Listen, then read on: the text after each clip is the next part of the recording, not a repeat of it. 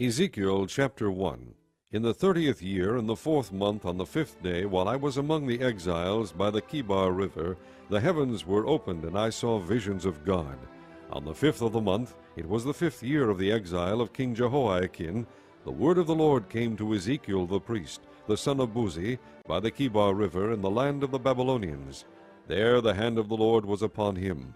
I looked, and I saw a windstorm coming out of the north, an immense cloud with flashing lightning, and surrounded by brilliant light. The center of the fire looked like glowing metal,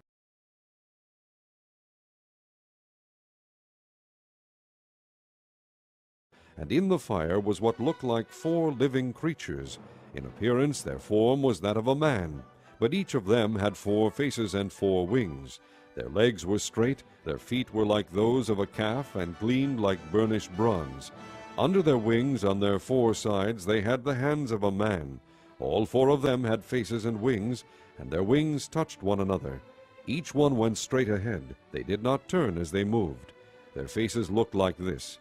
Each of the 4 had the face of a man, and on the right side each had the face of a lion, and on the left the face of an ox.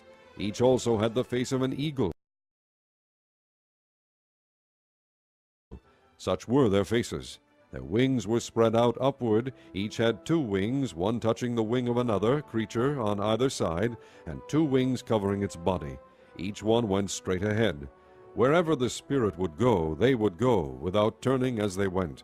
The appearance of the living creatures was like burning coals of fire or like torches. Fire moved back and forth among the creatures. It was bright, and lightning flashed out of it. The creatures sped back and forth like flashes of lightning. As I looked at the living creatures, I saw a wheel on the ground beside each creature with its 4 faces.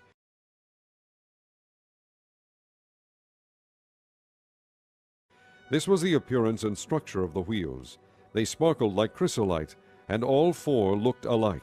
Each appeared to be made like a wheel intersecting a wheel. As they moved, they would go in any one of the 4 directions the creatures faced.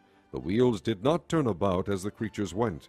Their rims were high and awesome, and all 4 were full of eyes all around. When the living creatures moved, the wheels beside them moved, and when the living creatures rose from the ground, the wheels also rose. Wherever the Spirit would go, they would go, and the wheels would rise along with them, because the spirit of the living creatures was in the wheels. When the creatures moved, they also moved. When the creatures stood still, they also stood still. And when the creatures rose from the ground, the wheels rose along with them, because the spirit of the living creatures was in the wheels. Spread out above the heads of the living creatures was what looked like an expanse, sparkling like ice and awesome. Under the expanse their wings were stretched out one toward the other, and each had 2 wings covering its body. When the creatures moved, I heard the sound of their wings, like the roar of rushing waters, like the voice of the Almighty, like the tumult of an army. When they stood still, they lowered their wings. Then there came a voice from above the expanse over their heads as they stood with lowered wings. Above the expanse over their heads was what looked like a throne of sapphire, and high above on the throne was a figure like that of a man. I saw that from what appeared to be his waist up, he looked like glowing metal, as if full of fire, and that from there down he looked like fire, and brilliant light surrounded him. Like the appearance of a rainbow in the clouds on a rainy day, so was the radiance around him. This was the appearance of the likeness of the glory of the Lord. When I saw it, I fell face down, and I heard the voice of one speaking. Chapter 2. He said to me, Son of man, stand up on your feet, and I will speak to you.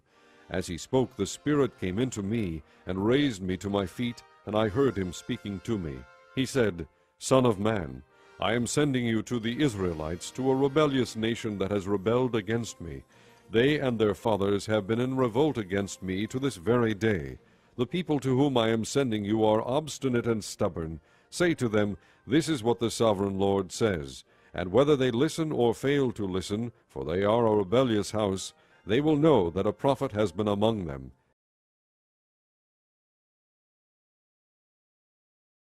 And you, Son of man, do not be afraid of them or their words. Do not be afraid, though briars and thorns are all around you, and you live among scorpions. Do not be afraid of what they say or terrified by them, though they are a rebellious house. You must speak my words to them, whether they listen or fail to listen, for they are rebellious. But you, Son of man, listen to what I say to you. Do not rebel like that rebellious house. Open your mouth and eat what I give you. Then I looked, and I saw a hand stretched out to me. In it was a scroll, which he unrolled before me. On both sides of it were written words of lament and mourning and woe. Chapter 3. And he said to me, Son of man, eat what is before you, eat this scroll. Then go and speak to the house of Israel. So I opened my mouth, and he gave me the scroll to eat. Then he said to me, Son of man, eat this scroll I am giving you, and fill your stomach with it. So I ate it, and it tasted as sweet as honey in my mouth. He then said to me, Son of man, go now to the house of Israel, and speak my words to them. You are not being sent to a people of obscure speech and difficult language, but to the house of Israel.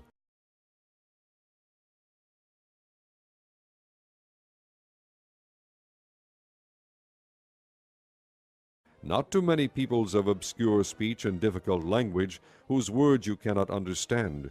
Surely if I had sent you to them, they would have listened to you. But the house of Israel is not willing to listen to you, because they are not willing to listen to me. For the whole house of Israel is hardened and obstinate. But I will make you as unyielding and hardened as they are. I will make your forehead like the hardest stone, harder than flint. Do not be afraid of them or terrified by them, though they are a rebellious house. And he said to me, Son of man, listen carefully and take to heart all the words I speak to you.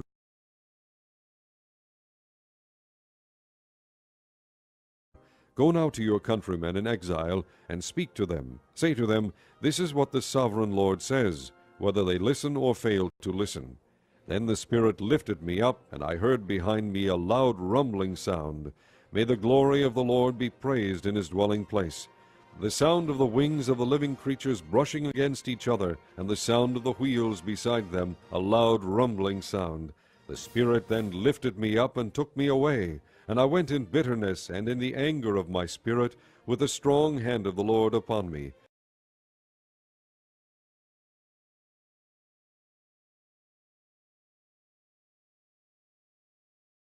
I came to the exiles who lived at Tel Abib near the Kibar River, and there, where they were living, I sat among them for 7 days, overwhelmed. At the end of 7 days the word of the Lord came to me, Son of man, I have made you a watchman for the house of Israel, so hear the word I speak, and give them warning from me. When I say to a wicked man, You will surely die, and you do not warn him or speak out to dissuade him from his evil ways in order to save his life, that wicked man will die for his sin, and I will hold you accountable for his blood. But if you do warn the wicked man, and he does not turn from his wickedness or from his evil ways, he will die for his sin, but you will have saved yourself. Again, when a righteous man turns from his righteousness and does evil, and I put a stumbling block before him, he will die. Since you did not warn him, he will die for his sin. The righteous things he did will not be remembered, and I will hold you accountable for his blood. But if you do warn the righteous man not to sin, and he does not sin, he will surely live, because he took warning, and you will have saved yourself. The hand of the Lord was upon me there, and he said to me, Get up and go out to the plain, and there I will speak to you. So I got up and went out to the plain, and the glory of the Lord was standing there, like the glory I had seen by the Kibar River, and I fell face down. Then the Spirit came into me and raised me to my feet.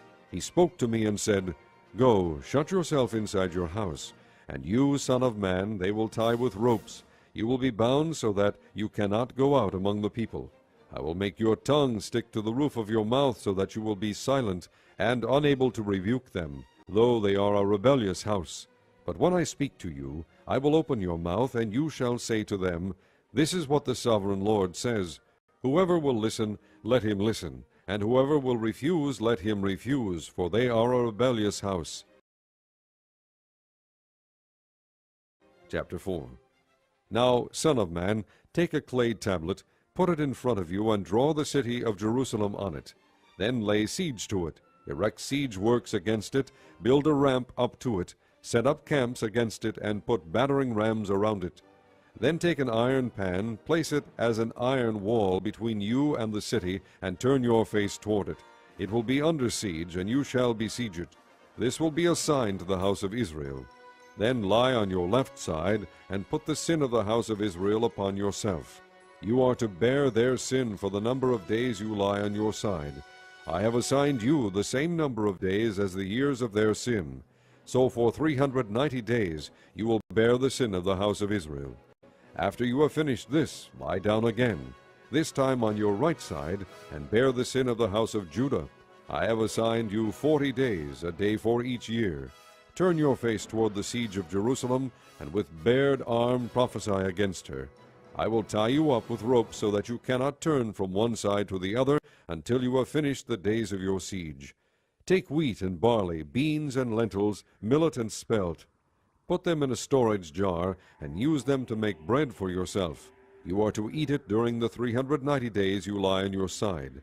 Weigh out 20 shekels of food to eat each day, and eat it at set times. Also measure out a sixth of a hin of water, and drink it at set times. Eat the food as you would a barley cake. Bake it in the sight of the people, using human excrement for fuel. The Lord said, In this way the people of Israel will eat defiled food among the nations where I will drive them. Then I said, Not so, sovereign Lord, I have never defiled myself. From my youth until now I have never eaten anything found dead or torn by wild animals. No unclean meat has ever entered my mouth. Very well, he said, I will let you bake your bread over cow manure instead of human excrement. He then said to me, Son of man, I will cut off the supply of food in Jerusalem. The people will eat rationed food in anxiety and drink rationed water in despair, for food and water will be scarce. They will be appalled at the sight of each other and will waste away because of their sin.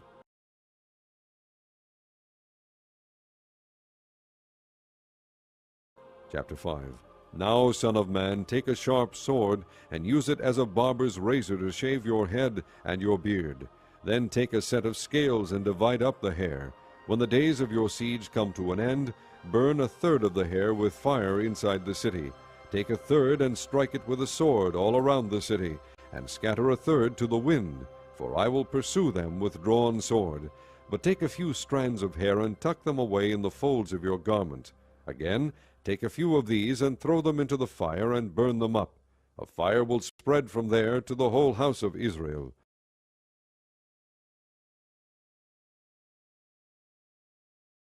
This is what the sovereign Lord says. This is Jerusalem, which I have set in the center of the nations, with countries all around her. Yet in her wickedness she has rebelled against my laws and decrees more than the nations and countries around her. She has rejected my laws and has not followed my decrees. Therefore this is what the sovereign Lord says. You have been more unruly than the nations around you, and have not followed my decrees or kept my laws. You have not even conformed to the standards of the nations around you. Therefore this is what the sovereign Lord says. I myself am against you, Jerusalem, and I will inflict punishment on you in the sight of the nations. Because of all your detestable idols, I will do to you what I have never done before, and will never do again. Therefore in your midst fathers will eat their children, and children will eat their fathers. I will inflict punishment on you, and will scatter all your survivors to the winds. Therefore, as surely as I live, declares the sovereign Lord, because you have defiled my sanctuary with all your vile images and detestable practices, I myself will withdraw my favor. I will not look on you with pity or spare you. A third of your people will die of the plague or perish by famine inside you. A third will fall by the sword outside your walls, and a third I will scatter to the winds and pursue with drawn sword. Then my anger will cease, and my wrath against them will subside, and I will be avenged. And when I have spent my wrath upon them, they will know that I, the Lord, have spoken in my zeal. I will make you a ruin and a reproach among the nations around you, in the sight of all who pass by. You will be a reproach and a taunt, a warning and an object of horror to the nations around you, when I inflict punishment on you in anger and in wrath and with stinging rebuke. I, the Lord, have spoken. When I shoot at you with my deadly and destructive arrows of famine, I will shoot to destroy you. I will bring more and more famine upon you, and cut off your supply of food.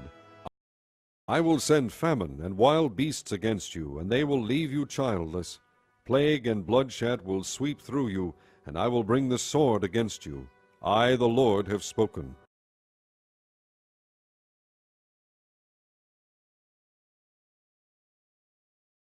Chapter 6.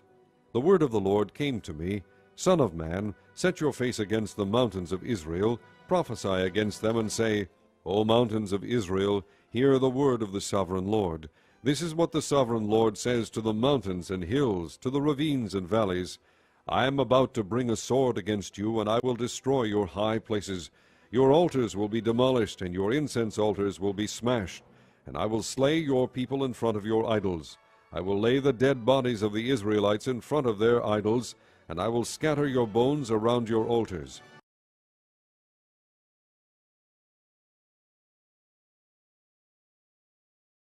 Wherever you live, the towns will be laid waste, and the high places demolished, so that your altars will be laid waste and devastated, your idols smashed and ruined, your incense altars broken down, and what you have made wiped out.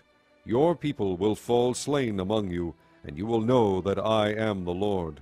But I will spare some, for some of you will escape the sword when you are scattered among the lands and nations. Then in the nations where they have been carried captive, those who escape will remember me, how I have been grieved by their adulterous hearts, which have turned away from me, and by their eyes, which have lusted after their idols. They will loathe themselves for the evil they have done, and for all their detestable practices. And they will know that I am the Lord. I did not threaten in vain to bring this calamity on them. This is what the sovereign Lord says. Strike your hands together and stamp your feet and cry out, Alas! Because of all the wicked and detestable practices of the house of Israel, for they will fall by the sword, famine, and plague. He that is far away will die of the plague, and he that is near will fall by the sword, and he that survives and is spared will die of famine. So will I spend my wrath upon them, and they will know that I am the Lord, when their people lie slain among their idols around their altars, on every high hill and on all the mountain tops, under every spreading tree and every leafy oak, places where they offered fragrant incense to all their idols. And I will stretch out my hand against them, and make the land a desolate waste from the desert to Diblah, wherever they live. Then they will know that I am the Lord.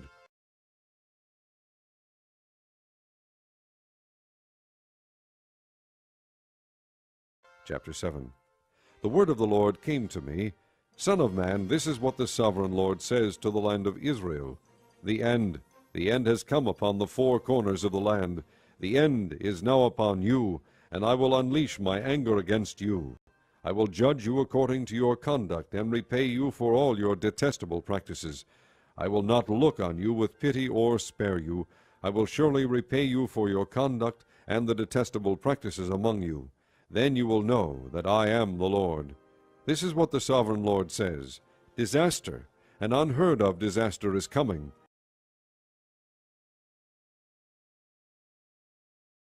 The end has come. The end has come. It has roused itself against you. It has come. Doom has come upon you, you who dwell in the land. The time has come, the day is near, there is panic, not joy, upon the mountains. I am about to pour out my wrath on you and spend my anger against you. I will judge you according to your conduct and repay you for all your detestable practices. I will not look on you with pity or spare you. I will repay you in accordance with your conduct and the detestable practices among you. Then you will know that it is I, the Lord, who strikes the blow. The day is here. It has come. Doom has burst forth. The rod has budded. Arrogance has blossomed. Violence has grown into a rod to punish wickedness. None of the people will be left, none of that crowd, no wealth, nothing of value. The time has come, the day has arrived. Let not the buyer rejoice, nor the seller grieve, for wrath is upon the whole crowd. The seller will not recover the land he has sold as long as both of them live, for the vision concerning the whole crowd will not be reversed. Because of their sins, not one of them will preserve his life. Though they blow the trumpet and get everything ready, no one will go into battle, for my wrath is upon the whole crowd. Outside is the sword, inside are plague and famine. Those in the country will die by the sword, and those in the city will be devoured by famine and plague. All who survive and escape will be in the mountains, moaning like doves of the valleys, each because of his sins. Every hand will go limp, and every knee will become as weak as water. They will put on sackcloth and be clothed with terror. Their faces will be covered with shame, and their heads will be shaved. They will throw their silver into the streets, and their gold will be an unclean thing. Their silver and gold will not be able to save them in the day of the Lord's wrath. They will not satisfy their hunger, or fill their stomachs with it, for it has made them stumble into sin. They were proud of their beautiful jewelry, and used it to make their detestable idols and vile images. Therefore I will turn these into an unclean thing for them. I will hand it all over as plunder to foreigners, and as loot to the wicked of the earth, and they will defile it. I will turn my face away from them, and they will desecrate my treasured place. Robbers will enter it and desecrate it. Prepare chains, because the land is full of bloodshed, and the city is full of violence. I will bring the most wicked of the nations to take possession of their houses. I will put an end to the pride of the mighty, and their sanctuaries will be desecrated. When terror comes, they will seek peace, but there will be none. Calamity upon calamity will come, and rumor upon rumor. They will try to get a vision from the prophet. The teaching of the law by the priest will be lost, as will the counsel of the elders. The king will mourn, the prince will be clothed with despair, and the hands of the people of the land will tremble. I will deal with them according to their conduct, and by their own standards I will judge them. Then they will know that I am the Lord.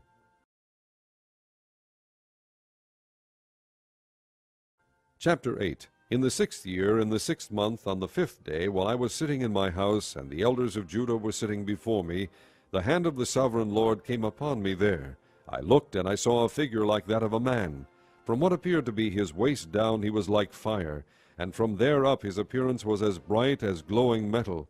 He stretched out what looked like a hand, and took me by the hair of my head. The Spirit lifted me up between earth and heaven, and in visions of God he took me to Jerusalem, to the entrance to the north gate of the inner court, where the idol that provokes to jealousy stood.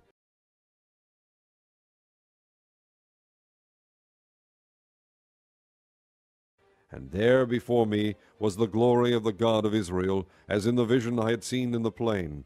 Then he said to me, Son of man, look toward the north. So I looked, and in the entrance north of the gate of the altar I saw this idol of jealousy. And he said to me, Son of man, do you see what they are doing?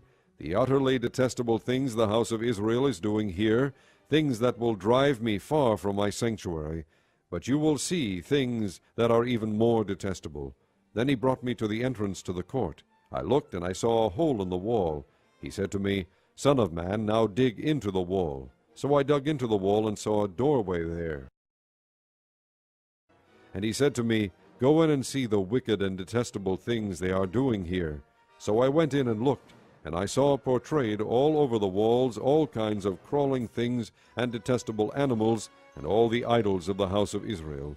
In front of them stood 70 elders of the house of Israel, and Jaazaniah, son of Shaphan, was standing among them. Each had a censer in his hand, and a fragrant cloud of incense was rising.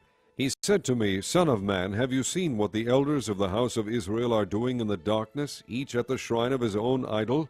They say, The Lord does not see us, the Lord has forsaken the land. Again he said, You will see them doing things that are even more detestable. Then he brought me to the entrance to the north gate of the house of the Lord, and I saw women sitting there, mourning for Tammuz. He said to me, Do you see this, Son of man? You will see things that are even more detestable than this. He then brought me into the inner court of the house of the Lord, and there at the entrance to the temple, between the portico and the altar, were about 25 men. With their backs toward the temple of the Lord, and their faces toward the east, they were bowing down to the sun in the east.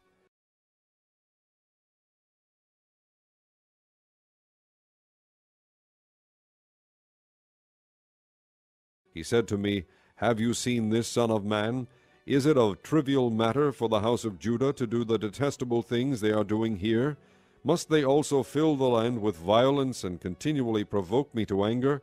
Look at them putting the branch to their nose. Therefore I will deal with them in anger. I will not look on them with pity or spare them. Although they shout in my ears, I will not listen to them. Chapter 9. Then I heard him call out in a loud voice, Bring the guards of the city here, each with a weapon in his hand. And I saw 6 men coming from the direction of the upper gate, which faces north, each with a deadly weapon in his hand. With them was a man clothed in linen, who had a writing kit at his side. They came in and stood beside the bronze altar. Now the glory of the God of Israel went up from above the cherubim, where it had been, and moved to the threshold of the temple. Then the Lord called to the man clothed in linen, who had the writing kit at his side,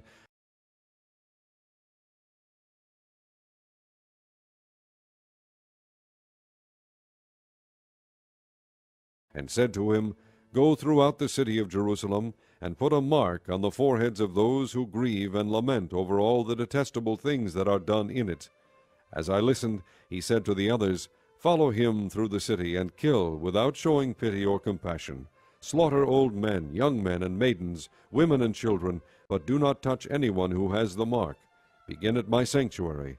So they began with the elders who were in front of the temple. Then he said to them, Defile the temple, and fill the courts with the slain. Go. So they went out and began killing throughout the city. While they were killing, and I was left alone, I fell face down, crying out, Ah, sovereign Lord, are you going to destroy the entire remnant of Israel in this outpouring of your wrath on Jerusalem? He answered me, The sin of the house of Israel and Judah is exceedingly great. The land is full of bloodshed, and the city is full of injustice. They say, The Lord has forsaken the land, the Lord does not see. So I will not look on them with pity or spare them, but I will bring down on their own heads what they have done. Then the man in linen, with the writing kit at his side, brought back word, saying, I have done as you commanded. Chapter 10. I looked, and I saw the likeness of a throne of sapphire above the expanse that was over the heads of the cherubim. The Lord said to the man clothed in linen, Go in among the wheels beneath the cherubim. Fill your hands with burning coals from among the cherubim, and scatter them over the city. And as I watched, he went in. Now the cherubim were standing on the south side of the temple when the man went in, and a cloud filled the inner court. Then the glory of the Lord rose from above the cherubim, and moved to the threshold of the temple. The cloud filled the temple, and the court was full of the radiance of the glory of the Lord. The sound of the wings of the cherubim could be heard as far away as the outer court, like the voice of God Almighty when he speaks. When the Lord commanded the man in linen, Take fire from among the wheels, from among the cherubim, the man went in and stood beside a wheel. Then one of the cherubim reached out his hand to the fire that was among them. He took up some of it, and put it into the hands of the man in linen, who took it and went out. Under the wings of the cherubim could be seen what looked like the hands of a man. I looked, and I saw beside the cherubim 4 wheels, one beside each of the cherubim. The wheels sparkled like chrysolite. As for their appearance, the 4 of them looked alike. Each was like a wheel intersecting a wheel. As they moved, they would go in any one of the 4 directions the cherubim faced. The wheels did not turn about as the cherubim went.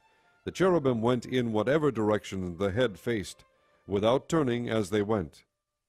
Their entire bodies, including their backs, their hands, and their wings, were completely full of eyes, as were their 4 wheels. I heard the wheels being called the whirling wheels. Each of the cherubim had 4 faces. One face was that of a cherub, the second the face of a man, the third the face of a lion, and the fourth the face of an eagle. Then the cherubim rose upward. These were the living creatures I had seen by the Kibar River. When the cherubim moved, the wheels beside them moved, and when the cherubim spread their wings to rise from the ground, the wheels did not leave their side. When the cherubim stood still, they also stood still, and when the cherubim rose, they rose with them, because the spirit of the living creatures was in them. Then the glory of the Lord departed from over the threshold of the temple, and stopped above the cherubim.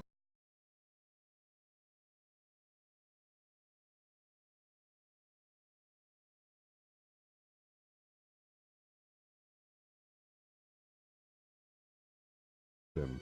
While I watched, the cherubim spread their wings and rose from the ground, and as they went, the wheels went with them. They stopped at the entrance to the east gate of the Lord's house, and the glory of the God of Israel was above them. These were the living creatures I had seen beneath the God of Israel by the Chebar River, and I realized that they were cherubim. Each had 4 faces and 4 wings, and under their wings was what looked like the hands of a man. Their faces had the same appearance as those I had seen by the Chebar River. Each one went straight ahead. Chapter 11. Then the Spirit lifted me up and brought me to the gate of the house of the Lord that faces east. There at the entrance to the gate were 25 men, and I saw among them Jaazaniah son of Azur, and Pelatiah son of Benaiah, leaders of the people. The Lord said to me, Son of man, these are the men who are plotting evil and giving wicked advice in this city. They say, Will it not soon be time to build houses? This city is a cooking pot, and we are the meat. Therefore prophesy against them. Prophesy, Son of man. Then the Spirit of the Lord came upon me, and he told me to say, This is what the Lord says. This is what you are saying, O house of Israel, but I know what is going through your mind. You have killed many people in this city, and filled its streets with the dead. Therefore this is what the sovereign Lord says. The bodies you have thrown there are the meat, and this city is the pot, but I will drive you out of it. You fear the sword, and the sword is what I will bring against you, declares the sovereign Lord. I will drive you out of the city and hand you over to foreigners, and inflict punishment on you. You will fall by the sword, and I will execute judgment on you at the borders of Israel. Then you will know that I am the Lord. This city will not be a pot for you, nor will you be the meat in it. I will execute judgment on you at the borders of Israel. And you will know that I am the Lord, for you have not followed my decrees or kept my laws, but have conformed to the standards of the nations around you. Now as I was prophesying, Pelatiah son of Benaiah died. Then I fell face down and cried out in a loud voice, Ah, sovereign Lord, will you completely destroy the remnant of Israel? The word of the Lord came to me, Son of man, your brothers who are your blood relatives, and the whole house of Israel, are those of whom the people of Jerusalem have said, They are far away from the Lord. This land was given to us as our possession.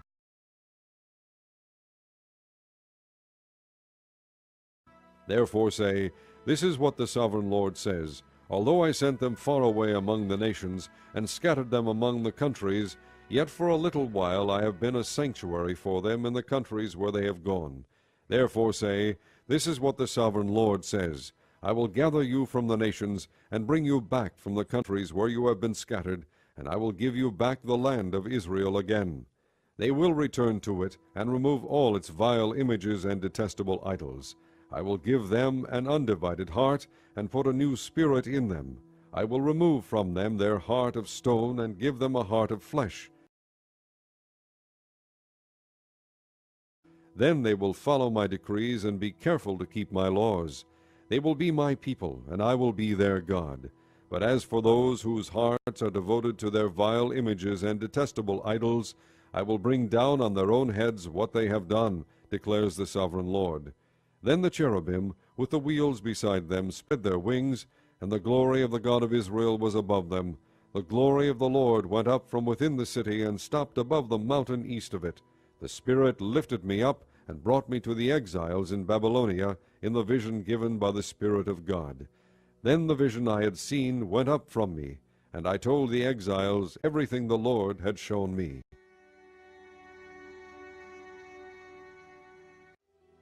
Chapter 12. The word of the Lord came to me, Son of man, you are living among a rebellious people. They have eyes to see but do not see, and ears to hear but do not hear, for they are a rebellious people. Therefore, Son of man, pack your belongings for exile, and in the daytime, as they watch, set out and go from where you are to another place. Perhaps they will understand, though they are a rebellious house. During the daytime, while they watch, bring out your belongings packed for exile. Then in the evening, while they are watching, go out like those who go into exile.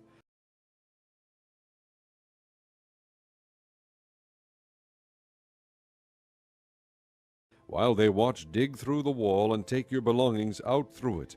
Put them on your shoulder as they are watching, and carry them out at dusk. Cover your face so that you cannot see the land, for I have made you a sign to the house of Israel. So I did as I was commanded. During the day I brought out my things packed for exile. Then in the evening I dug through the wall with my hands. I took my belongings out at dusk, carrying them on my shoulders while they watched. In the morning the word of the Lord came to me, Son of man, did not that rebellious house of Israel ask you, What are you doing?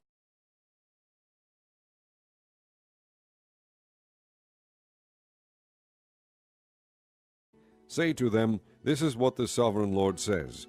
This oracle concerns the prince in Jerusalem and the whole house of Israel who are there. Say to them, I am a sign to you. As I have done, so it will be done to them. They will go into exile as captives. The prince among them will put his things on his shoulder at dusk and leave, and a hole will be dug in the wall for him to go through. He will cover his face so that he cannot see the land. I will spread my net for him, and he will be caught in my snare. I will bring him to Babylonia, the land of the Chaldeans, but he will not see it, and there he will die. I will scatter to the winds all those around him, his staff and all his troops, and I will pursue them with drawn sword. They will know that I am the Lord when I disperse them among the nations and scatter them through the countries. But I will spare a few of them from the sword, famine, and plague, so that in the nations where they go they may acknowledge all their detestable practices. Then they will know that I am the Lord. The word of the Lord came to me, Son of man, tremble as you eat your food, and shudder in fear as you drink your water. Say to the people of the land, This is what the sovereign Lord says about those living in Jerusalem and in the land of Israel. They will eat their food in anxiety and drink their water in despair, for their land will be stripped of everything in it because of the violence of all who live there. The inhabited towns will be laid waste, and the land will be desolate. Then you will know that I am the Lord. The word of the Lord came to me, Son of man, what is this proverb you have in the land of Israel? The days go by, and every vision comes to nothing. Say to them, This is what the sovereign Lord says. I am going to put an end to this proverb, and they will no longer quote it in Israel. Say to them, The days are near when every vision will be fulfilled, for there will be no more false visions or flattering divinations among the people of Israel. But I, the Lord, will speak what I will, and it shall be fulfilled without delay. For in your days, you rebellious house, I will fulfill whatever I say, declares the sovereign Lord.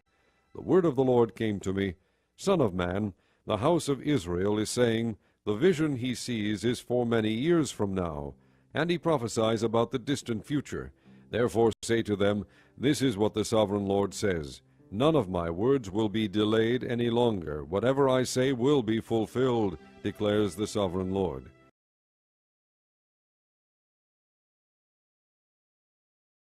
Chapter 13. The word of the Lord came to me, Son of man, prophesy against the prophets of Israel who are now prophesying. Say to those who prophesy out of their own imagination, Hear the word of the Lord. This is what the sovereign Lord says. Woe to the foolish prophets who follow their own spirit and have seen nothing. Your prophets, O Israel, are like jackals among ruins. You have not gone up to the breaks in the wall to repair it for the house of Israel, so that it will stand firm in the battle on the day of the Lord.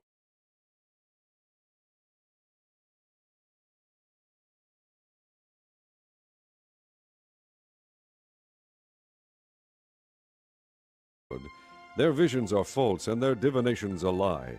They say, The Lord declares, when the Lord has not sent them, yet they expect their words to be fulfilled.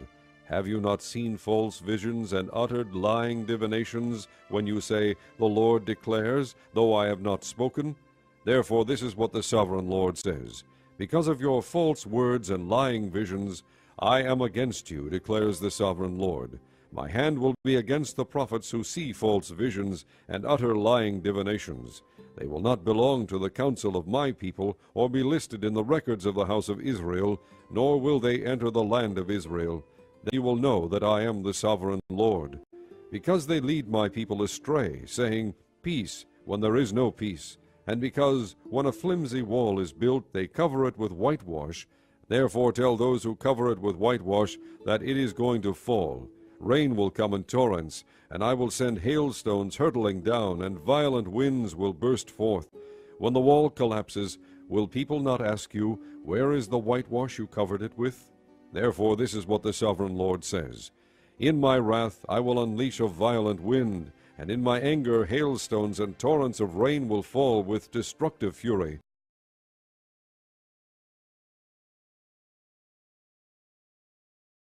I will tear down the wall you have covered with whitewash, and will level it to the ground so that its foundation will be laid bare. When it falls, you will be destroyed in it, and you will know that I am the Lord. So I will spend my wrath against the wall and against those who covered it with whitewash. I will say to you, the wall is gone, and so are those who whitewashed it, those prophets of Israel who prophesied to Jerusalem and saw visions of peace for her when there was no peace, declares the Sovereign Lord. Now, Son of man, set your face against the daughters of your people who prophesy out of their own imagination. Prophesy against them, and say, This is what the Sovereign Lord says. Woe to the women who sew magic charms on all their wrists, and make veils of various lengths for their heads in order to ensnare people. Will you ensnare the lives of my people, but preserve your own? You have profaned me among my people for a few handfuls of barley and scraps of bread. By lying to my people who listen to lies, you have killed those who should not have died, and have spared those who should not live. Therefore this is what the Sovereign Lord says.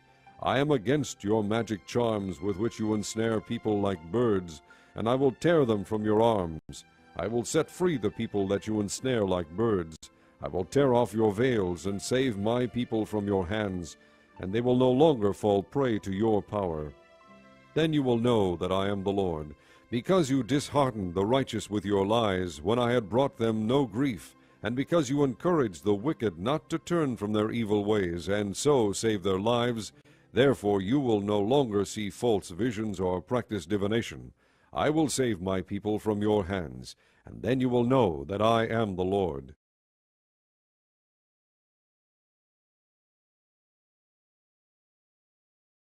Chapter 14. Some of the elders of Israel came to me and sat down in front of me. Then the word of the Lord came to me, Son of man, these men have set up idols in their hearts and put wicked stumbling blocks before their faces. Should I let them inquire of me at all? Therefore speak to them and tell them, This is what the Sovereign Lord says. When any Israelite sets up idols in his heart and puts a wicked stumbling block before his face, and then goes to a prophet, I, the Lord, will answer him myself in keeping with his great idolatry. I will do this to recapture the hearts of the people of Israel, who have all deserted me for their idols.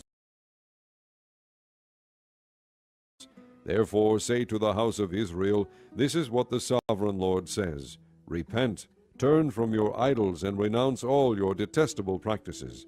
When any Israelite or any alien living in Israel separates himself from me, and sets up idols in his heart, and puts a wicked stumbling block before his face, and then goes to a prophet to inquire of me, I, the Lord, will answer him myself.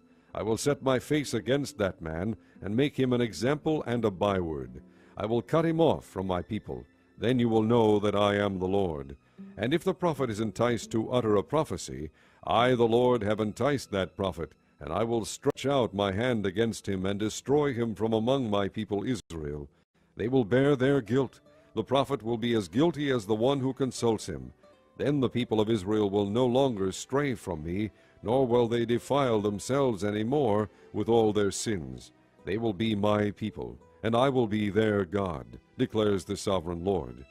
The word of the Lord came to me, Son of man, if a country sins against me by being unfaithful, and I stretch out my hand against it to cut off its food supply, and send famine upon it, and kill its men and their animals, even if these three men, Noah, Daniel, and Job, were in it, they could save only themselves by their righteousness, declares the Sovereign Lord. Or if I send wild beasts through that country, and they leave it childless, and it becomes desolate so that no one can pass through it because of the beasts, as surely as I live, declares the Sovereign Lord, even if these three men were in it, they could not save their own sons or daughters. They alone would be saved, but the land would be desolate. Or if I bring a sword against that country, and say, Let the sword pass throughout the land, and I kill its men and their animals, as surely as I live, declares the sovereign Lord, even if these 3 men were in it, they could not save their own sons or daughters. They alone would be saved. Or if I send a plague into that land, and pour out my wrath upon it through bloodshed, killing its men and their animals, as surely as I live, declares the sovereign Lord, even if Noah, Daniel, and Job were in it, they could save neither son nor daughter. They would save only themselves by their righteousness. For this is what the sovereign Lord says, How much worse will it be when I send against Jerusalem my 4 dreadful judgments, sword and famine, and wild beasts and plague, to kill its men and their animals. Yet there will be some survivors, sons and daughters, who will be brought out of it.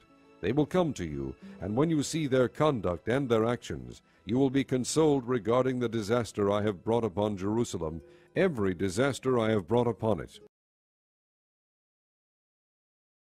You will be consoled when you see their conduct and their actions, for you will know that I have done nothing in it without cause, declares the sovereign Lord.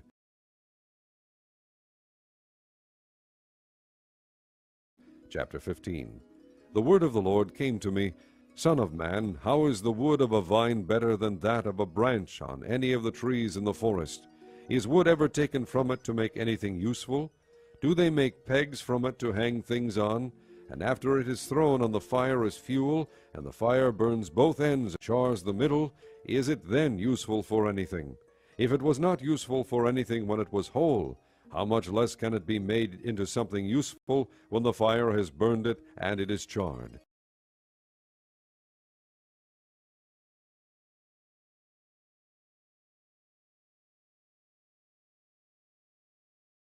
Therefore this is what the sovereign Lord says, As I have given the wood of the vine among the trees of the forest as fuel for the fire, so will I treat the people living in Jerusalem. I will set my face against them. Although they have come out of the fire will yet consume them. And when I set my face against them, you will know that I am the Lord. I will make the land desolate because they have been unfaithful, declares the sovereign Lord.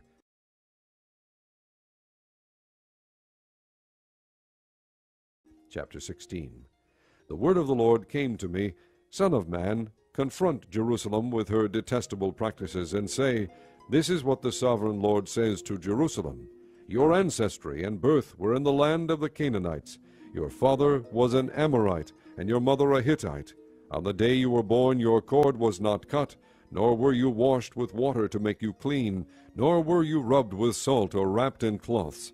No one looked on you with pity or had compassion enough to do any of these things for you. Rather, you were thrown out into the open field, for on the day you were born you were despised. Then I passed by and saw you kicking about in your blood, and as you lay there in your blood I said to you, Live. I made you grow like a plant of the field. You grew up and developed and became the most beautiful of jewels. Your breasts were formed, and your hair grew, you who were naked and bare. Later I passed by, and when I looked at you and saw that you were old enough for love, I spread the corner of my garment over you and covered your nakedness. I gave you my solemn oath, and entered into a covenant with you, declares the sovereign Lord, and you became mine. I bathed you with water, and washed the blood from you, and put ointments on you. I clothed you with an embroidered dress, and put leather sandals on you. I dressed you in fine linen, and covered you with costly garments. I adorned you with jewelry. I put bracelets on your arms, and a necklace around your neck. And I put a ring on your nose, earrings on your ears, and a beautiful crown on your head. So you were adorned with gold and silver. Your clothes were of fine linen and costly fabric and embroidered cloth.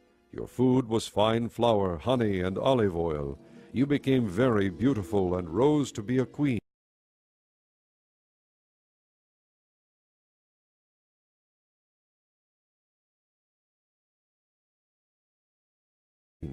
And your fame spread among the nations on account of your beauty, because the splendor I had given you made your beauty perfect, declares the sovereign Lord. But you trusted in your beauty, and used your fame to become a prostitute. You lavished your favors on anyone who passed by, and your beauty became his. You took some of your garments to make gaudy high places, where you carried on your prostitution. Such things should not happen, nor should they ever occur. You also took the fine jewelry I gave you, the jewelry made of my gold and silver, and you made for yourself male idols, and engaged in prostitution with them. And you took your embroidered clothes to put on them, and you offered my oil and incense before them. Also the food I provided for you, the fine flour, olive oil, and honey I gave you to eat, you offered as fragrant incense before them. That is what happened, declares the sovereign Lord. And you took your sons and daughters whom you bore to me, and sacrificed them as food to the idols. Was your prostitution not enough? You slaughtered my children, and sacrificed them to the idols.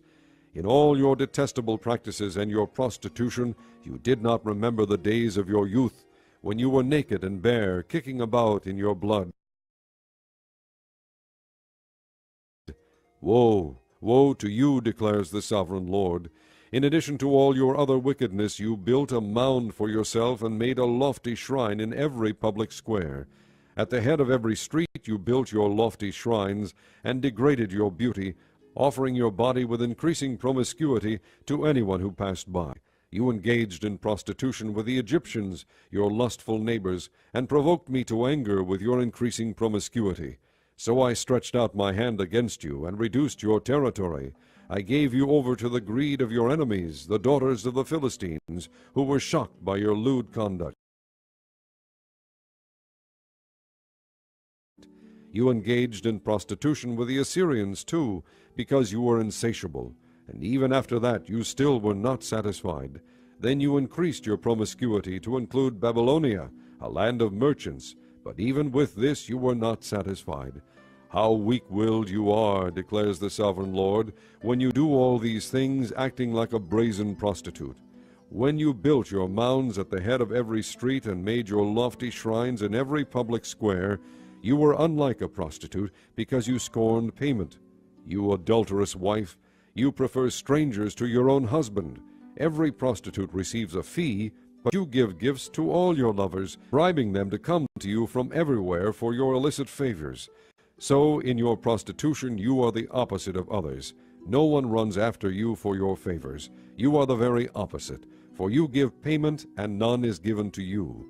Therefore, you prostitute, hear the word of the Lord. This is what the sovereign Lord says.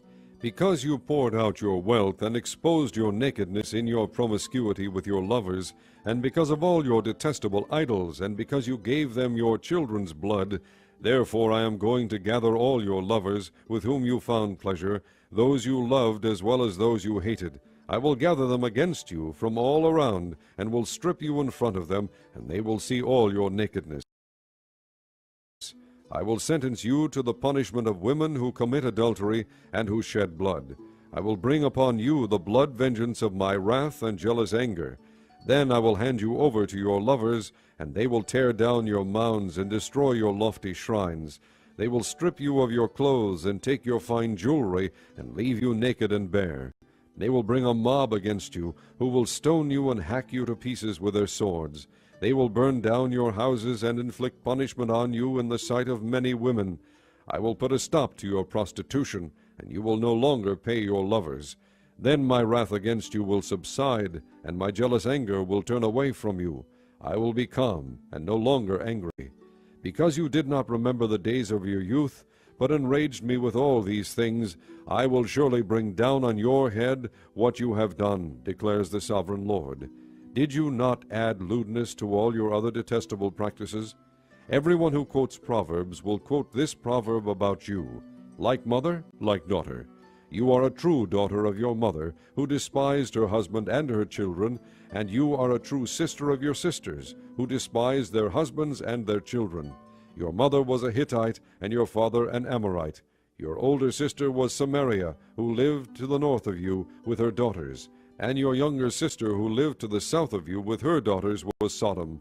You not only walked in their ways and copied their detestable practices, but in all your ways you soon became more depraved than they. As surely as I live, declares the sovereign Lord, your sister Sodom and her daughters never did what you and your daughters have done. Now this was the sin of your sister Sodom. She and her daughters were arrogant, overfed, and unconcerned. They did not help the poor and needy. They were haughty and did detestable things before me. Therefore I did away with them, as you have seen. Samaria did not commit half the sins you did. You have done more detestable things than they, and have made your sisters seem righteous by all these things you have done. Bear your disgrace, for you have furnished some justification for your sisters. Because your sins were more vile than theirs, they appear more righteous than you. So then be ashamed, and bear your disgrace, for you have made your sisters appear righteous. However, I will restore the fortunes of Sodom and her daughters, and of Samaria and her daughters, and your fortunes along with them, so that you may bear your disgrace and be ashamed of all you have done in giving them comfort. And your sisters, Sodom with her daughters, and Samaria with her daughters, will return to what they were before, and you and your daughters will return to what you were before. You would not even mention your sister Sodom in the day of your pride, before your wickedness was uncovered. Even so, you are now scorned by the daughters of Edom, and all her neighbors, and the daughters of the Philistines, all those around you who despise you. You will bear the consequences of your lewdness and your detestable practices, declares the Lord. This is what the sovereign Lord says: I will deal with you as you deserve, because you have despised my oath by breaking the covenant.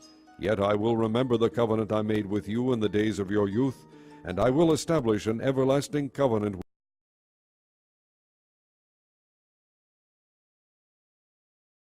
with you. Then remember your ways, and be ashamed. Then remember your ways, and be ashamed when you read your sister. Those who are in you, and those who are young, will give to you as, but on the basis, but not basis I cover. I am the Lord. Then, so for done.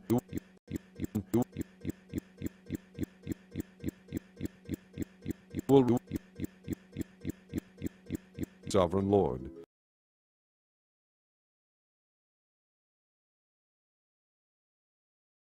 Chapter 17.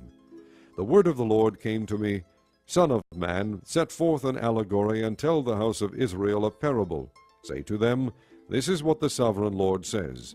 A great eagle with powerful wings, long feathers, and full plumage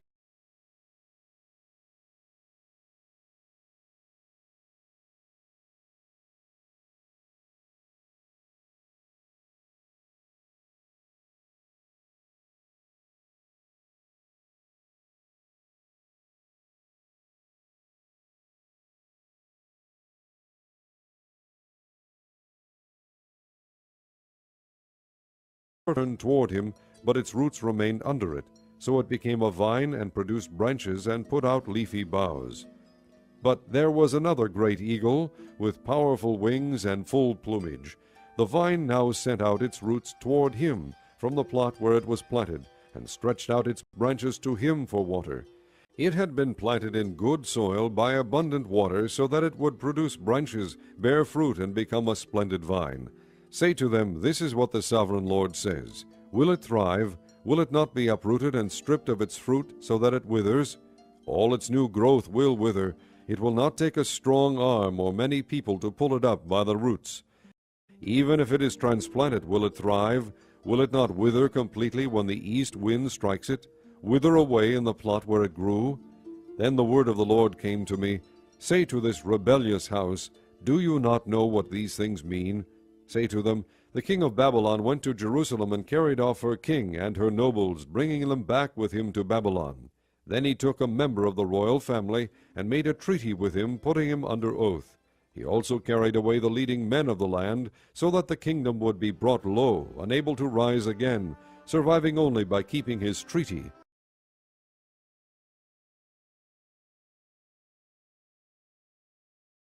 But the king rebelled against him by sending his envoys to Egypt to get horses and a large army. Will he succeed? Will he who does such things escape? Will he break the treaty and yet escape? As surely as I live, declares the sovereign Lord, he shall die in Babylon, in the land of the king who put him on the throne, whose oath he despised and whose treaty he broke. Pharaoh with his mighty army and great horde will be of no help to him in war, when ramps are built and siege works erected to destroy many lives. He despised the oath by breaking the covenant. Because he had given his hand in pledge, and yet did all these things, he shall not escape. Therefore this is what the sovereign Lord says, As surely as I live, I will bring down on his head my oath that he despised, and my covenant that he broke. I will spread my net for him, and he will be caught in my snare. I will bring him to Babylon, and execute judgment upon him there, because he was unfaithful to me. All his fleeing troops will fall by the sword, and the survivors will be scattered to the winds. Then you will know that I, the Lord, have spoken. This is what the sovereign Lord says. I myself will take a shoot from the very top of a cedar and plant it. I will break off a tender sprig from its topmost shoots, and plant it on a high and lofty mountain.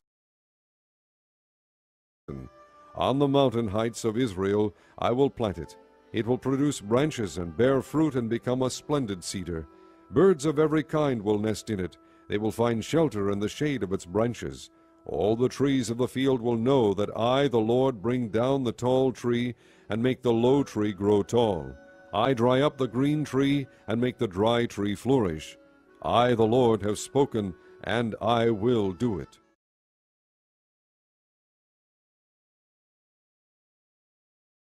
Chapter 18. The word of the Lord came to me, What do you people mean by quoting this proverb about the land of Israel? The fathers eat sour grapes, and the children's teeth are set on edge. As surely as I live, declares the sovereign Lord, you will no longer quote this proverb in Israel. For every living soul belongs to me, the Father as well as the Son, both alike belong to me. The soul who sins is the one who will die. Suppose there is a righteous man who does what is just and right. He does not eat at the mountain shrines or look to the idols of the house of Israel. He does not defile his neighbor's wife or lie with a woman during her period. He does not oppress anyone. He returns what he took in pledge for a loan. He does not commit robbery, but gives his food to the hungry and provides clothing for the naked. He does not lend at usury or take excessive interest. He withholds his hand from doing wrong and judges fairly between man and man. He follows my decrees and faithfully keeps my laws. That man is righteous. He will surely live, declares the sovereign Lord. Suppose he has a violent son who sheds blood or does any of these other things, though the father has done none of them. He eats at the mountain shrines. He defiles his neighbor's wife. He oppresses the poor and needy. He commits robbery. He does not return what he took in pledge. He looks to the idols. He does detestable things. He lends at usury and takes excessive interest. Will such a man live? He will not. Because he has done all these detestable things, he will surely be put to death, and his blood will be on his own head. But suppose this son has a son who sees all the sins his father commits, and though he sees them, he does not do such things. He does not eat at the mountain shrines, or look to the idols of the house of Israel. He does not defile his neighbor's wife. He does not oppress anyone or require a pledge for a loan. He does not commit robbery, but gives his food to the hungry and provides clothing for the naked. He withholds his hand from sin and takes no usury or excessive interest. He keeps my laws and follows my decrees. He will not die for his father's sin. He will surely live. But his father will die for his own sin, because he practiced extortion, robbed his brother, and did what was wrong among his people. Yet you ask, why does the son not share the guilt of his father? Since the son has done what is just and right, and has been careful to keep all my decrees, he will surely live. The soul who sins is the one who will die. The son will not share the guilt of the father, nor will the father share the guilt of the son. The righteousness of the righteous man will be credited to him, and the wickedness of the wicked will be charged against him. But if a wicked man turns away from all the sins he has committed, and keeps all my decrees, and does what is just and right, he will surely live. He will not die. None of the offenses he has committed will be remembered against him. Because of the unfaithfulness he is guilty of, and because of the sins he has committed, he will die.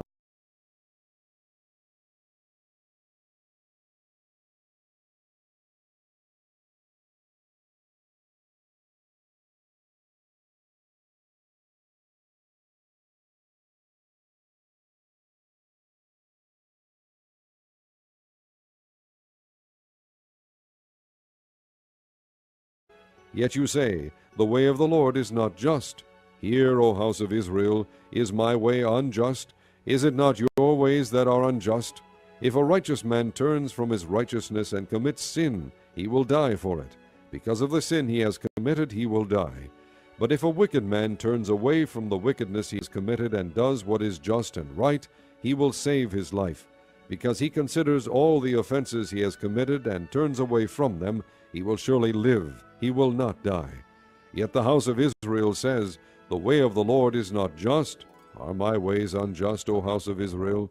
Is it not your ways that are unjust? Therefore, O house of Israel, I will judge you, each one according to his ways, declares the sovereign Lord.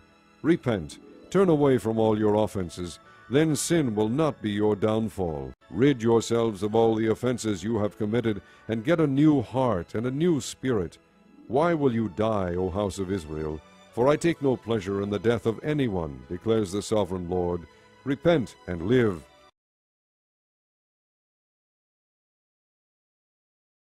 Chapter 19.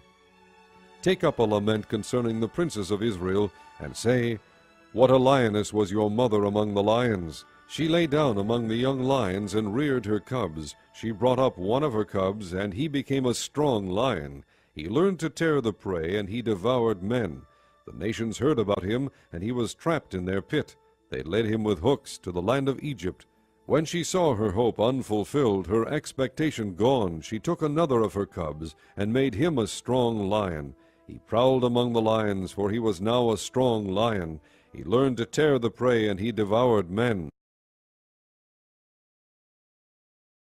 He broke down their strongholds and devastated their towns.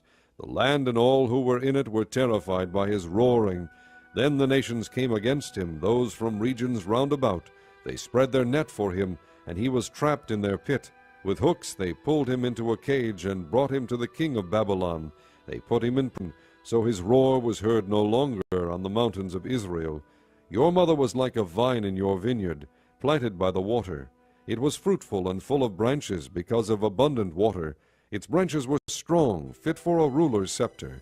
It towered high above the thick foliage, conspicuous for its height and for its many branches. But it was uprooted in fury and thrown to the ground. The east wind made it shrivel. It was stripped of its fruit. Its strong branches withered, and fire consumed them.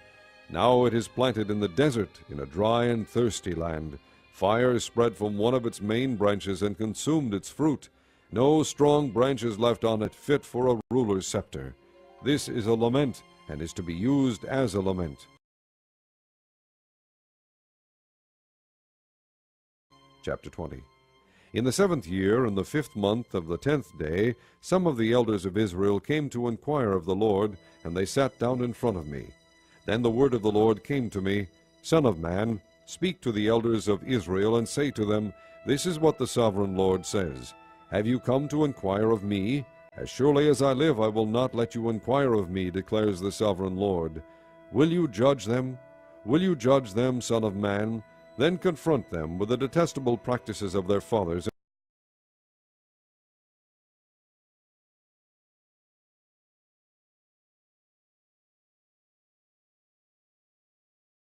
and say to them, This is what the sovereign Lord says. On the day I chose Israel, I swore with uplifted hand to the descendants of the house of Jacob, and revealed myself to them in Egypt. With uplifted hand I said to them, I am the Lord your God. On that day I swore to them that I would bring them out of Egypt into a land I had searched out for them, a land flowing with milk and honey, the most beautiful of all lands.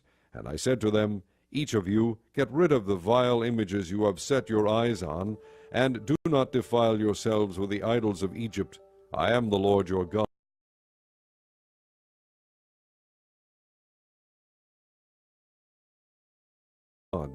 But they rebelled against me and would not listen to me. They did not get rid of the vile images they had set their eyes on, nor did they forsake the idols of Egypt.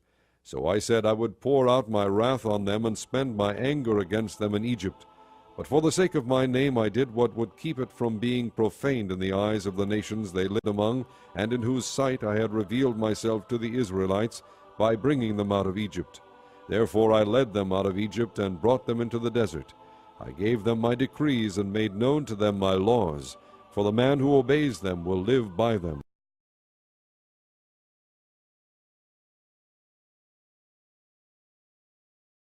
Also I gave them my Sabbaths as a sign between us, so they would know that I, the Lord, made them holy. Yet the people of Israel rebelled against me in the desert. They did not follow my decrees, but rejected my laws, although the man who obeys them will live by them, and they utterly desecrated my Sabbaths. So I said I would pour out my wrath on them and destroy them in the desert. But for the sake of my name I did what would keep it from being profaned in the eyes of the nations, in whose sight I had brought them out. Also with uplifted hand I swore to them in the desert that I would not bring them into the land I had given them, a land flowing with milk and honey, most beautiful of all lands, because they rejected my laws, and did not follow my decrees, and desecrated my Sabbaths. For their hearts were devoted to their idols. Yet I looked on them with pity, and did not destroy them or put an end to them in the desert. I said to their children in the desert, Do not follow the statutes of your fathers, or keep their laws, or defile yourselves with their idols. I am the Lord your God. Follow my decrees, and be careful to keep my laws. Keep my Sabbaths holy, that they may be a sign between us. Then you will know that I am the Lord your God.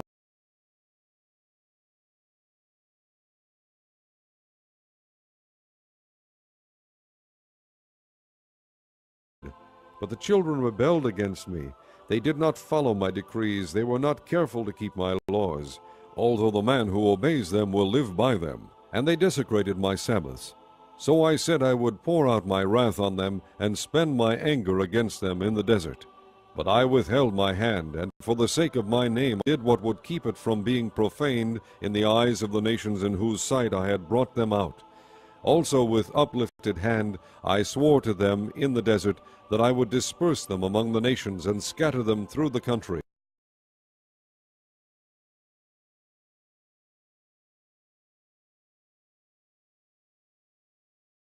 Because they had not obeyed my laws, but had rejected my decrees, and desecrated my Sabbaths, and their eyes lusted after their fathers' idols. I also gave them over to statutes that were not good, and laws they could not live by. I let them become defiled through their gifts, the sacrifice of every firstborn, that I might fill them with horror, so they would know that I am the Lord. Therefore, Son of man, speak to the people of Israel, and say to them, This is what the sovereign Lord says. In this also your fathers blasphemed me by forsaking me.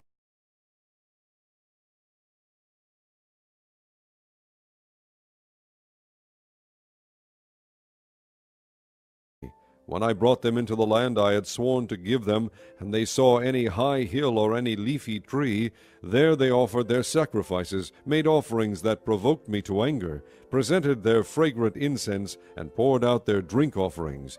Then I said to them, What is this high place you go to? It is called Bama to this day. Therefore say to the house of Israel, This is what the sovereign Lord says. Will you defile yourselves the way your fathers did, and lust after their vile images? When you offer your gifts, the sacrifice of your sons in the fire, you continue to defile yourselves with all your idols to this day.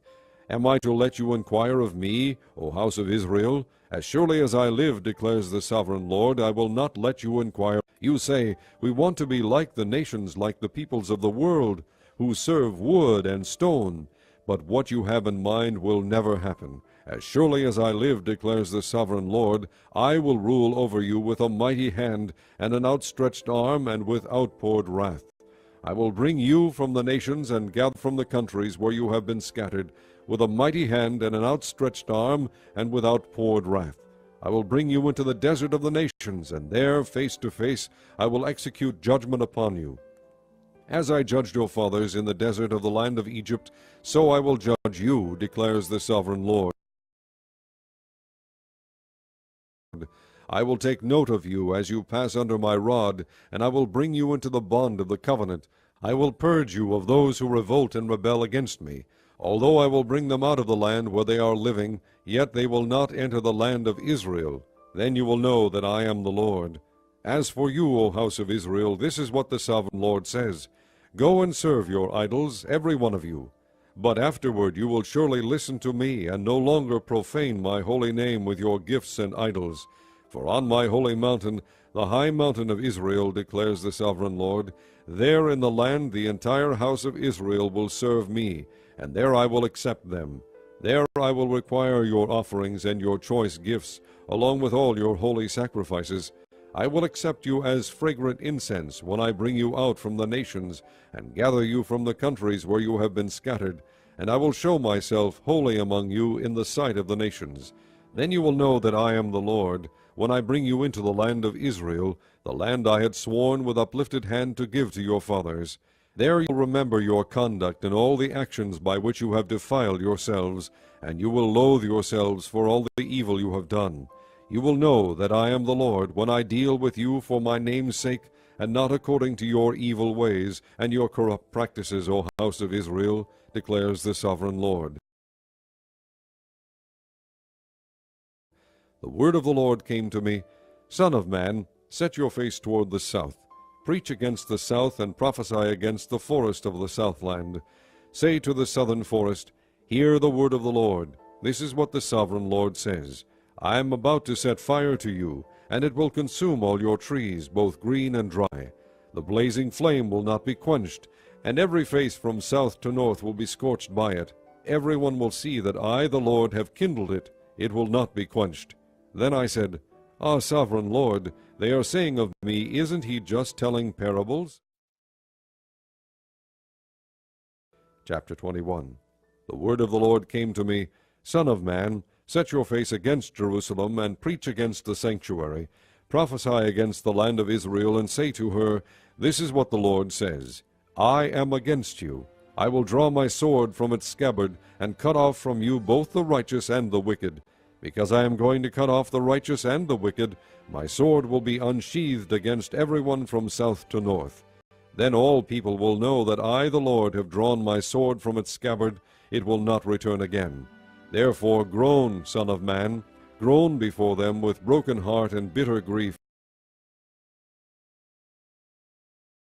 And when they ask you, Why are you groaning? You shall say, Because of the news that is coming. Every heart will melt, and every hand go limp. Every spirit will become faint, and every knee become as weak as water. It is coming. It will surely take place, declares the sovereign Lord. The word of the Lord came to me, Son of man, prophesy and say, This is what the Lord says.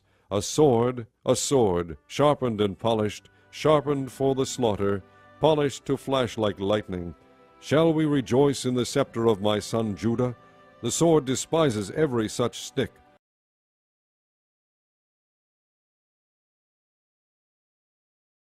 The sword is appointed to be polished, to be grasped with a hand. It is sharpened and polished, made ready for the hand of the slayer. Cry out and wail, Son of man, for it is against my people, it is against all the princes of Israel.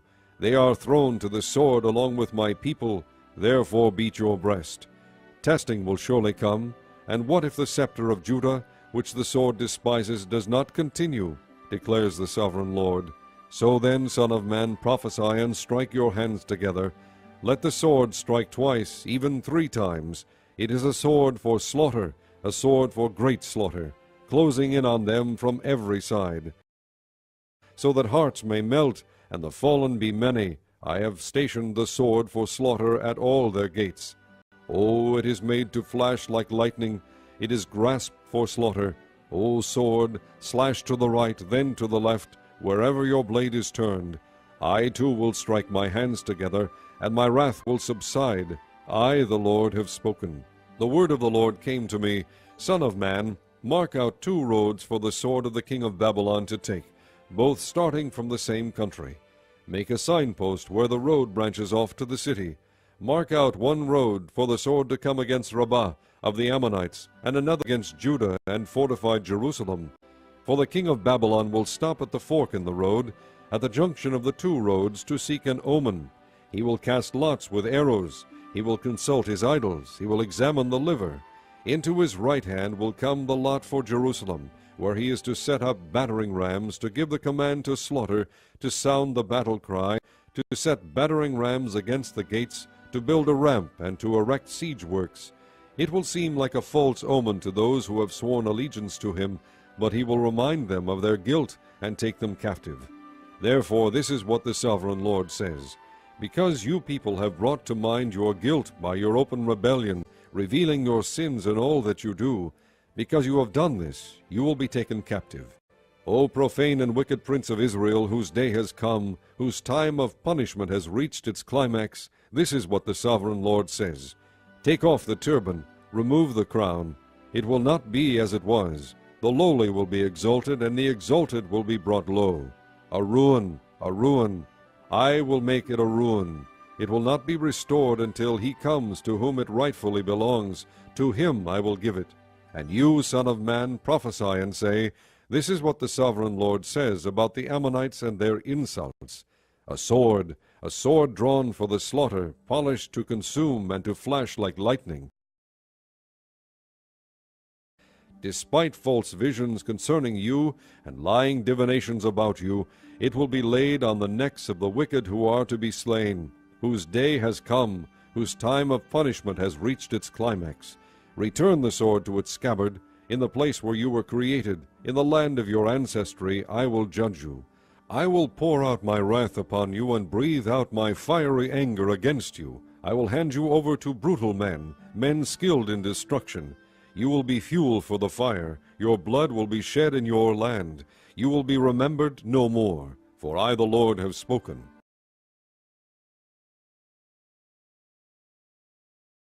Chapter 22. The word of the Lord came to me, Son of man, will you judge her? Will you judge this city of bloodshed? Then confront her with all her detestable practices and say, This is what the sovereign Lord says. O city that brings on herself doom by shedding blood in her midst, and defiles herself by making idols, you have become guilty because of the blood you have shed, and have become defiled by the idols you have made. You have brought your days to a close, and the end of your years has come. Therefore I will make you an object of scorn to the nations, and a laughingstock to all the countries.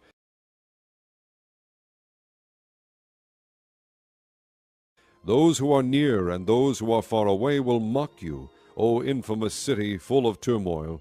See how each of the princes of Israel who are in you uses his power to shed blood. In you they have treated father and mother with contempt. In you they have oppressed the alien and mistreated the fatherless and the widow. You have despised my holy things and desecrated my Sabbaths. In you are slanderous men bent on shedding blood. In you are those who eat at the mountain shrines and commit lewd acts. In you are those who dishonor their father's bed. In you are those who violate women during their period, when they are ceremonially unclean. In you one man commits a detestable offense with his neighbor's wife, another shamefully defiles his daughter-in-law, and another violates his sister, his own father's daughter. In you men accept bribes to shed blood. You take usury and excessive interest, and make unjust gain from your neighbors by extortion. And you have forgotten me, declares the sovereign Lord. I will surely strike my hands together at the unjust gain you have made, and at the blood you have shed in your midst. Will your courage endure, and your hands be strong in the day that I deal with you? I, the Lord, have spoken, and I will do it. I will disperse you among the nations, and scatter you through the countries, and I will put an end to your uncleanness. When you have been defiled in the eyes of the nations, you will know that I am the Lord.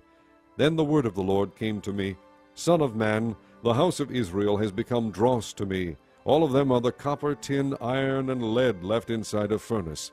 They are but the dross of silver. Therefore this is what the sovereign Lord says, Because you have all become dross, I will gather you into Jerusalem.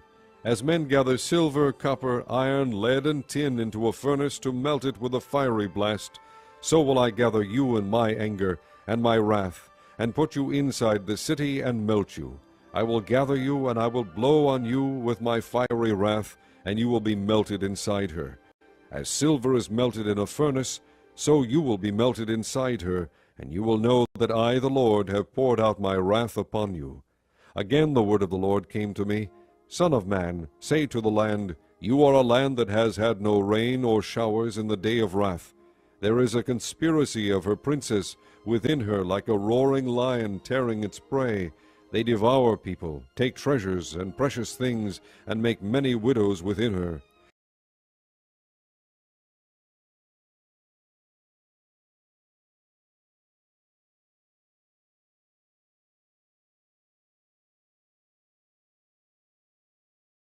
Her priests do violence to my law, and profane my holy things.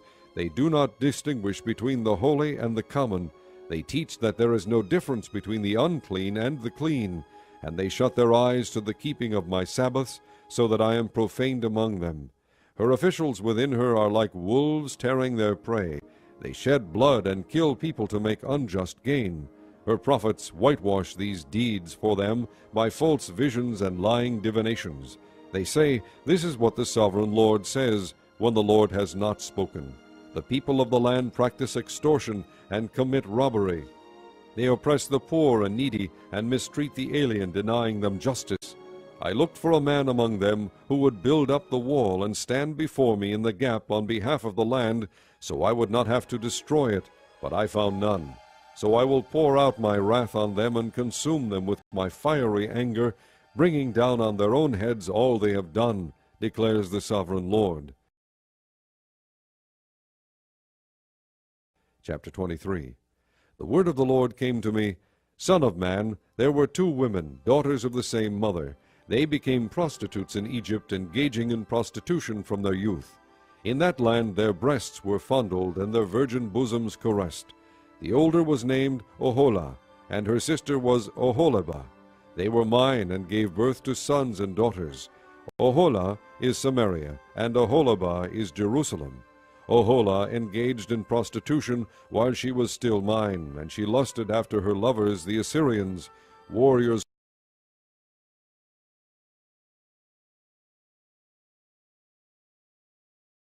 clothed in blue, governors and commanders, all of them handsome young men and mounted horsemen. She gave herself as a prostitute to all the elite of the Assyrians, and defiled herself with all the idols of everyone she lusted after. She did not give up the prostitution she began in Egypt, when during her youth men slept with her, caressed her in bosom, and poured out their lust upon her. Therefore I handed her over to her lovers, the Assyrians, for whom she lusted. They stripped her naked, took away her sons and daughters, and killed her with a sword. She became a byword among women, and punishment was inflicted on her.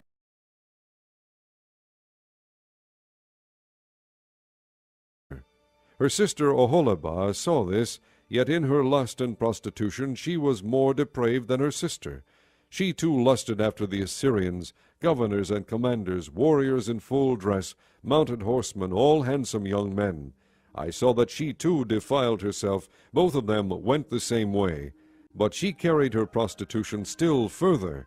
She saw men portrayed on a wall, figures of Chaldeans portrayed in red, with belts around their waists and flowing turbans on their heads. All of them looked like Babylonian chariot officers, natives of Chaldea. As soon as she saw them, she lusted after them, and sent messengers to them in Chaldea. Then the Babylonians came to her, to the bed of love, and in their lust they defiled her. After she had been defiled by them, she turned away from them in disgust.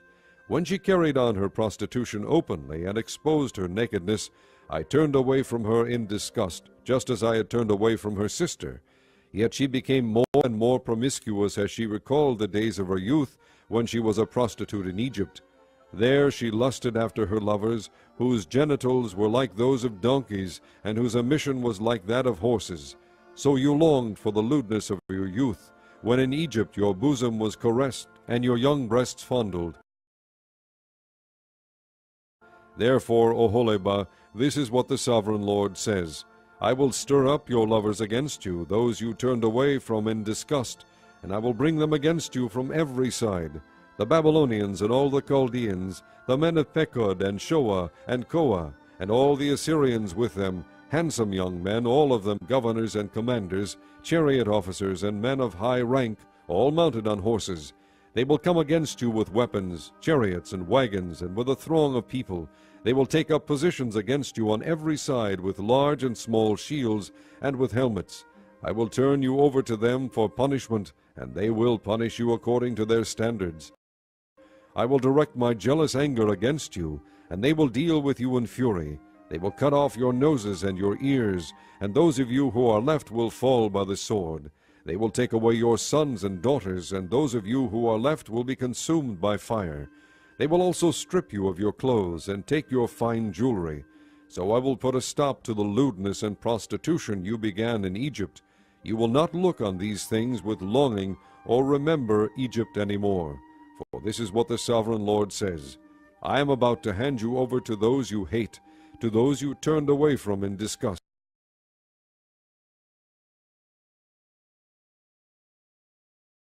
They will deal with you in hatred, and take away everything you have worked for. They will leave you naked and bare, and the shame of your prostitution will be exposed.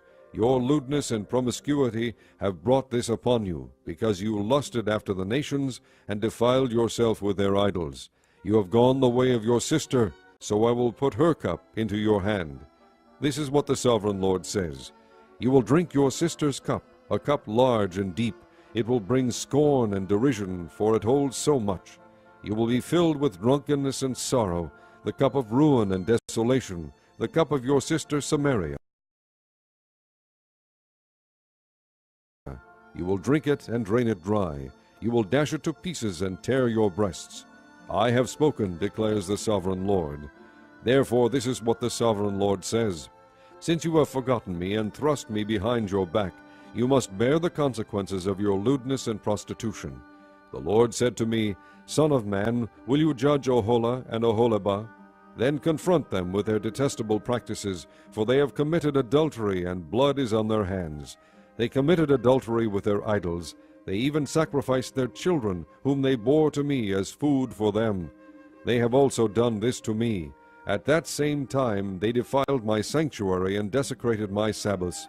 On the very day they sacrificed their children to their idols, they entered my sanctuary and desecrated it.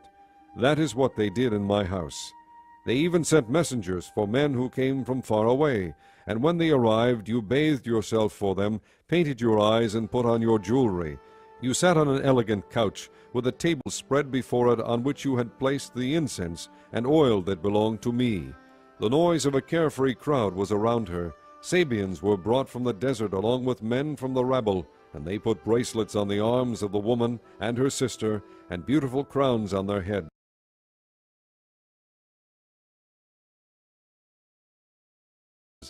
Then I said about the one worn out by adultery, Now let them use her as a prostitute, for that is all she is. And they slept with her. As men sleep with a prostitute, so they slept with those lewd women Oholah and Oholibah. But righteous men will sentence them to the punishment of women who commit adultery and shed blood, because they are adulterous and blood is on their hands. This is what the Sovereign Lord says. Bring a mob against them and give them over to terror and plunder. The mob will stone them and cut them down with their swords. They will kill their sons and daughters and burn down their houses.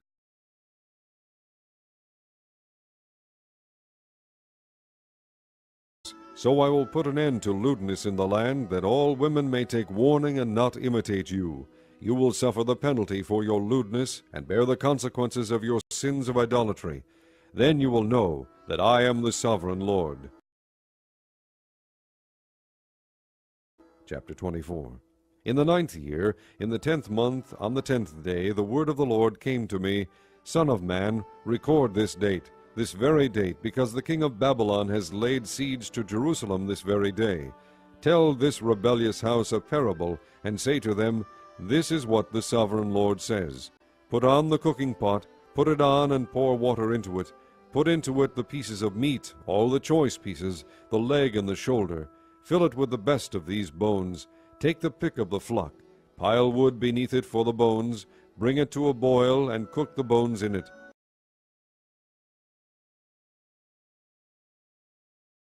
For this is what the Sovereign Lord says. Woe to the city of bloodshed, to the pot now encrusted, whose deposit will not go away. Empty it piece by piece, without casting lots for them. For the blood she shed is in her midst. She poured it on the bare rock, she did not pour it on the ground, where the dust would cover it. To stir up wrath and take revenge, I put her blood on the bare rock, so that it would not be covered. Therefore this is what the Sovereign Lord says. Woe to the city of bloodshed! I too will pile the wood high. So heap on the wood, and kindle the fire. Cook the meat well, mixing in the spices, and let the bones be charred. Then set the empty pot on the coals, till it becomes hot, and its copper glows, so its impurities may be melted, and its deposit burned away. It has frustrated all efforts. Its heavy deposit has not been removed, not even by fire. Now your impurity is lewdness, because I tried to cleanse you, but you would not be cleansed from your impurity. You will not be clean again until my wrath against you has subsided. I, the Lord, have spoken. The time has come for me to act. I will not hold back. I will not have pity, nor will I relent. You will be judged according to your conduct and your actions, declares the sovereign Lord. The word of the Lord came to me, Son of man, with one blow I am about to take away from you the delight of your eyes. Yet do not lament or weep or shed any tears. Groan quietly. Do not mourn for the dead. Keep your turban fastened and your sandals on your feet. Do not cover the lower part of your face or eat the customary food of mourners. So I spoke to the people in the morning, and in the evening my wife died. The next morning I did as I had been commanded. Then the people asked me, Won't you tell us what these things have to do with us? So I said to them, The word of the Lord came to me.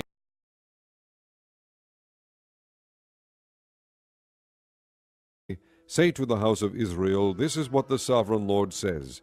I am about to desecrate my sanctuary, the stronghold in which you take pride, the delight of your eyes, the object of your affection. The sons and daughters you left behind will fall by the sword, and you will do as I have done. You will not cover the lower part of your face or eat the customary food of mourners. You will keep your turbans on your heads and your sandals on your feet. You will not mourn or weep, but will waste away because of your sins, and groan among yourselves. Ezekiel will be a sign to you. You will do just as he has done. When this happens, you will know that I am the sovereign Lord. And you, Son of man, on the day I take away their stronghold, their joy and glory, the delight of their eyes, their heart's desire, and their sons and daughters as well, on that day a fugitive will come to tell you the news. At that time your mouth will be opened. You will speak with him, and will no longer be silent. So you will be a sign to them, and they will know that I am the Lord.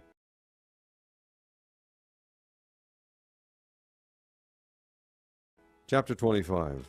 The word of the Lord came to me, Son of man, set your face against the Ammonites, and prophesy against them. Say to them, Hear the word of the sovereign Lord. This is what the sovereign Lord says. Because you said, Aha, over my sanctuary, when it was desecrated, and over the land of Israel, when it was laid waste, and over the people of Judah, when they went into exile, therefore I am going to give you to the people of the east as a possession. They will set up their camps, and pitch their tents among you. They will eat your fruit and drink your milk. I will turn Rabbah into a pasture for camels, and Ammon into a resting place for sheep. Then you will know that I am the Lord. For this is what the sovereign Lord says, Because you have clapped your hands and stamped your feet, rejoicing with all the malice of your heart against the land of Israel, therefore I will stretch out my hand against you, and give you as plunder to the nations. I will cut you off from the nations, and exterminate you from the countries. I will destroy you, and you will know that I am the Lord.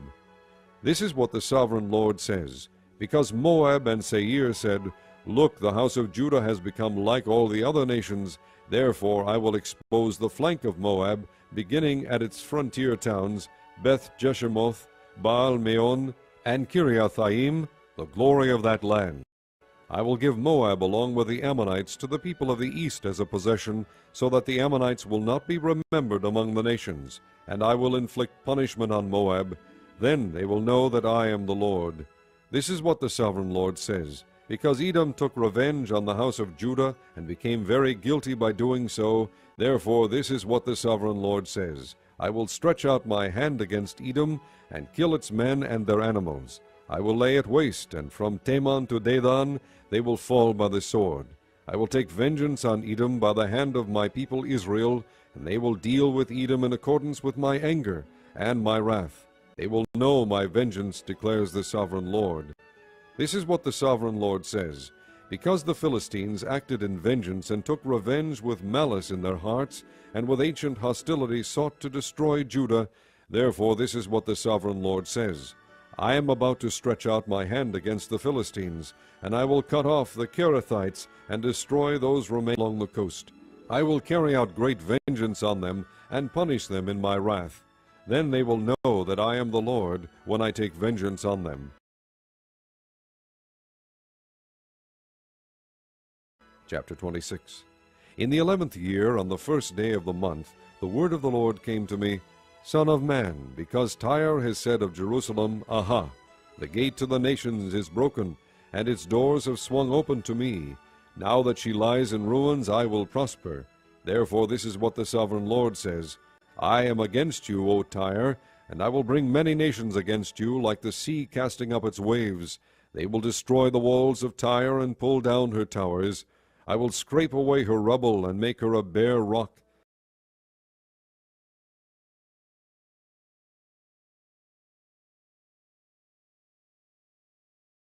Out in the sea she will become a place to spread fishnets, for I have spoken, declares the sovereign Lord. She will become plunder for the nations, and her settlements on the mainland will be ravaged by the sword. Then they will know that I am the Lord. For this is what the sovereign Lord says. From the north I am going to bring against Tyre Nebuchadnezzar, king of Babylon, king of kings, with horses and chariots, with horsemen and a great army. He will ravage your settlements on the mainland with the sword. He will set up siege works against you, build a ramp up to your walls, and raise his shields against you. He will direct the blows of his battering rams against your walls, and demolish your towers with his weapons. His horses will be so many that they will cover you with dust. Your walls will tremble at the noise of the war horses, wagons, and chariots when he enters your gates, as men enter a city whose walls have been broken through. The hoofs of his horses will trample all your streets. He will kill your people with the sword, and your strong pillars will fall to the ground. They will plunder your wealth and loot your merchandise. They will break down your walls and demolish your fine houses, and throw your stones, timber, and rubble into the sea. I will put an end to your noisy songs, and the music of your harps will be heard no more.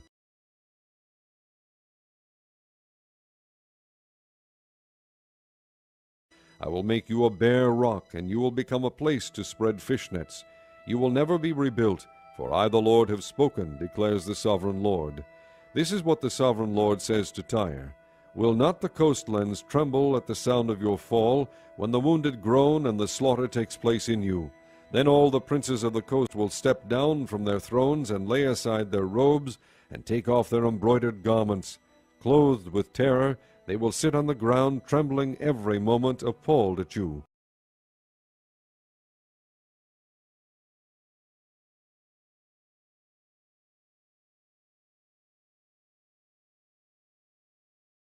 Then they will take up a lament concerning you, and say to you, How you are destroyed, O city of renown, peopled by men of the sea. You were a power on the seas, you and your citizens. You put your terror on all who live there. Now the coastlines tremble on the day of your fall. The islands in the sea are terrified at your collapse. This is what the sovereign Lord says. When I make you a desolate city, like cities no longer inhabited, and when I bring the ocean depths over you, and its vast waters cover you, then I will bring you down with those who go down to the pit, to the people of long ago. I will make you dwell in the earth below, as in ancient ruins, with those who go down to the pit, and you will not return or take your place in the land of the living. I will bring you to a horrible end, and you will be no more. You will be sought, but you will never again be found, declares the sovereign Lord.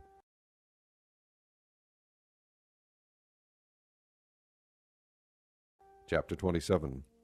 The word of the Lord came to me, Son of man, take up a lament concerning Tyre. Say to Tyre, situated at the gateway to the sea, merchant of peoples on many coasts, this is what the sovereign Lord says.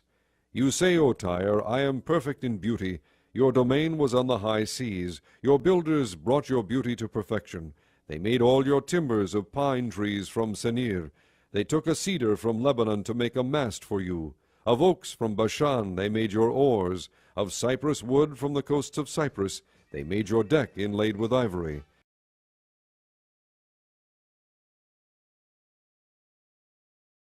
Fine embroidered linen from Egypt was your sail, and served as your banner. Your awnings were of blue and purple from the coast of Elisha.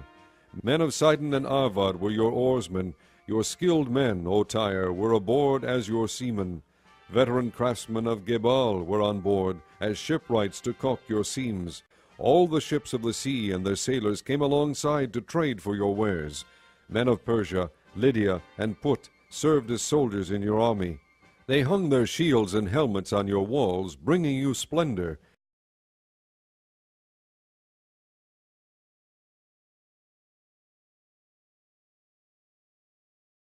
Men of Arvad and Helech manned your walls on every side.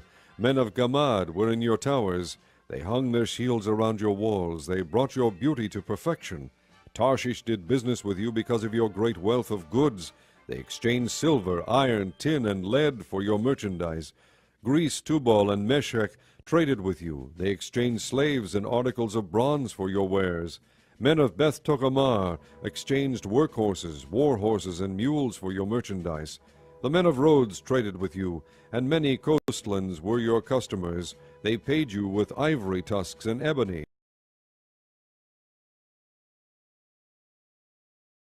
Aram did business with you because of your many products. They exchanged turquoise, purple fabric, embroidered work, fine linen, coral, and rubies for your merchandise. Judah and Israel traded with you. They exchanged wheat from Minnith and confections, honey, oil, and balm for your wares. Damascus, because of your many products and great wealth of goods, did business with you in wine from Helbon and wool from Zahar. Danites and Greeks from Uzal bought your merchandise. They exchanged wrought iron, cassia, and calamus for your wares. Dedan traded in saddle blankets with you. Arabia and all the princes of Kedar were your customers. They did business with you in lambs, rams, and goats. The merchants of Sheba and Raamah traded with you. For your merchandise they exchanged the finest of all kinds of spices and precious stones and gold. Haran, Canaan, and Eden, and merchants of Sheba, Ashur, and Kilmad traded with you.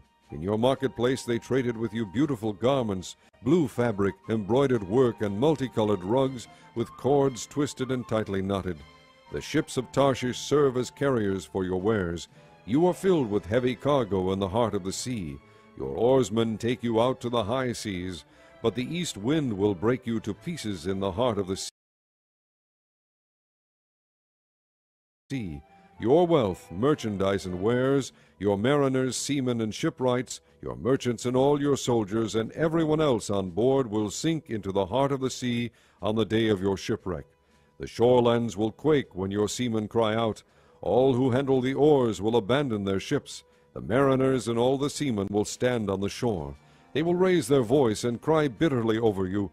They will sprinkle dust on their heads and roll in ashes. They will shave their heads because of you, and will put on sackcloth. They will weep over you with anguish of soul and with bitter mourning.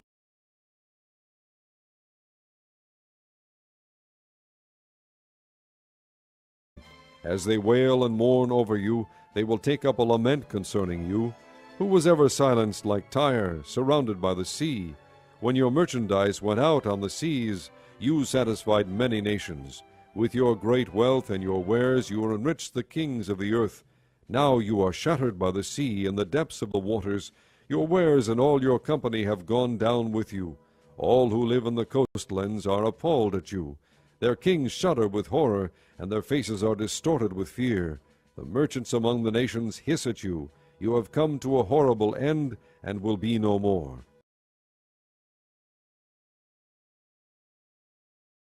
Chapter 28. The word of the Lord came to me, Son of man, say to the ruler of Tyre, This is what the sovereign Lord says. In the pride of your heart you say, I am a god. I sit on the throne of a god in the heart of the seas.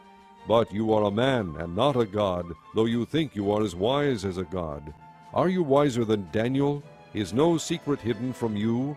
By your wisdom and understanding you have gained wealth for yourself and amassed gold and silver in your treasuries.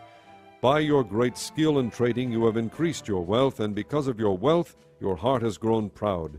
Therefore this is what the sovereign Lord says, Because you think you are wise as a god, I am going to bring foreigners against you, the most ruthless of nations. They will draw their swords against your beauty and wisdom, and pierce your shining splendor. They will bring you down to the pit, and you will die a violent death in the heart of the seas. Will you then say, I am a god, in the presence of those who kill you? You will be but a man, not a god, in the hands of those who slay you. You will die the death of the uncircumcised at the hands of foreigners. I have spoken, declares the sovereign Lord. The word of the Lord came to me.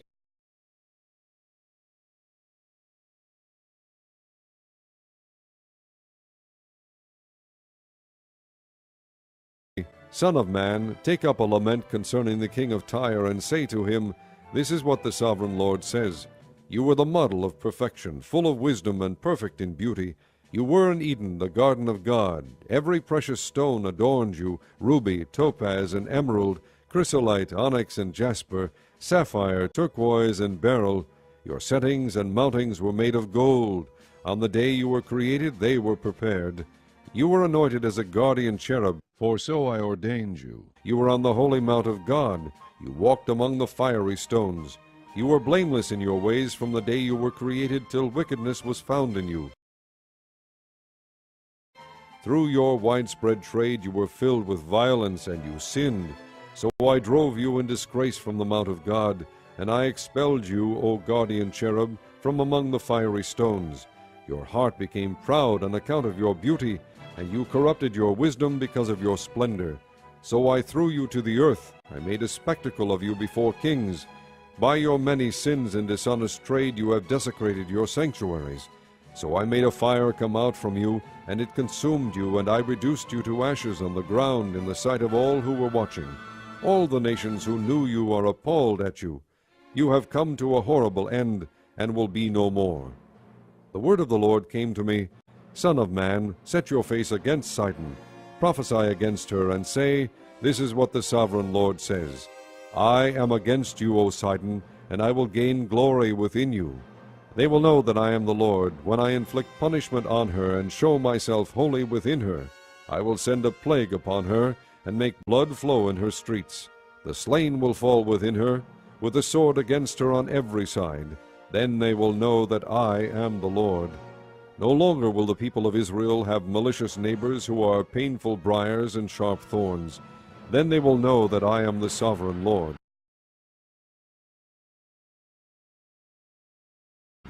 This is what the sovereign Lord says. When I gather the people of Israel from the nations where they have been scattered, I will show myself holy among them in the sight of the nations.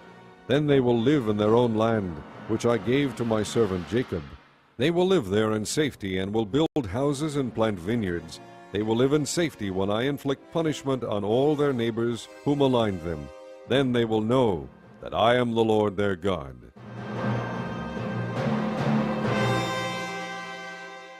Chapter 29.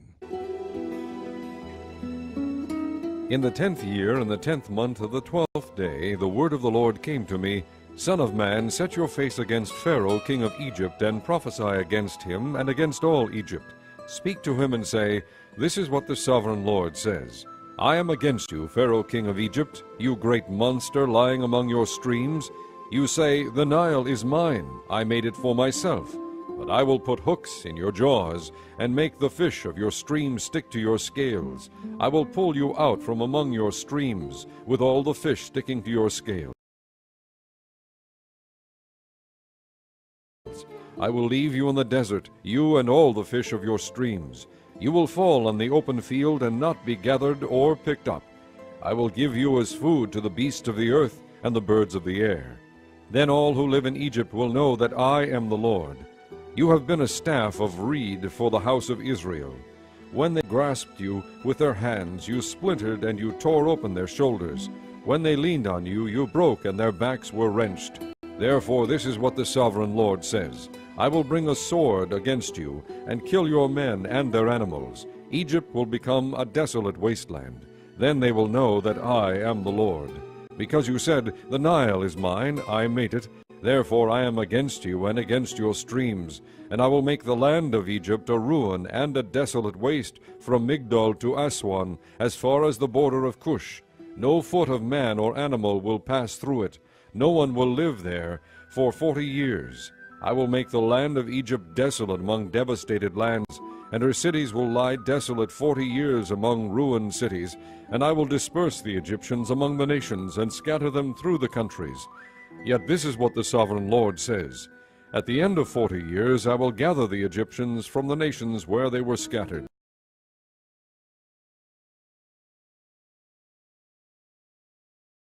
I will bring them back from captivity and return them to Upper Egypt, the land of their ancestry. There they will be a lowly kingdom. It will be the lowliest of kingdoms, and will never again exalt itself above the other nations.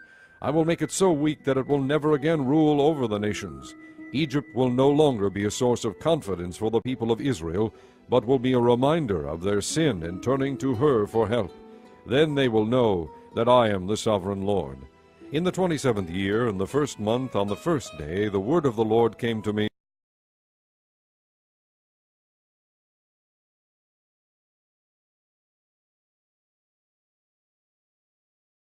Son of man, Nebuchadnezzar, king of Babylon, drove his army in a hard campaign against Tyre. Every head was rubbed bare, and every shoulder made raw. Yet he and his army got no reward from the campaign he led against Tyre. Therefore this is what the sovereign Lord says: I am going to give Egypt to Nebuchadnezzar, king of Babylon, and he will carry off its wealth. He will loot and plunder the land as pay for his army. I have given him Egypt as a reward for his efforts, because he and his army did it for me, declares the sovereign Lord. On that day I will make a horn grow from the house of Israel, and I will open your mouth among them. Then they will know that I am the Lord. Chapter 30. The word of the Lord came to me, Son of man, prophesy and say, This is what the sovereign Lord says. Wail and say, Alas for that day! For the day is near, the day of the Lord is near, a day of clouds, a time of doom for the nations. A sword will come against Egypt, and anguish will come upon Cush. When the slain fall in Egypt, her wealth will be carried away, and her foundations torn down. Cush and Phut, Lydia, and all Arabia, Libya, and the people of the covenant land will fall by the sword along with Egypt.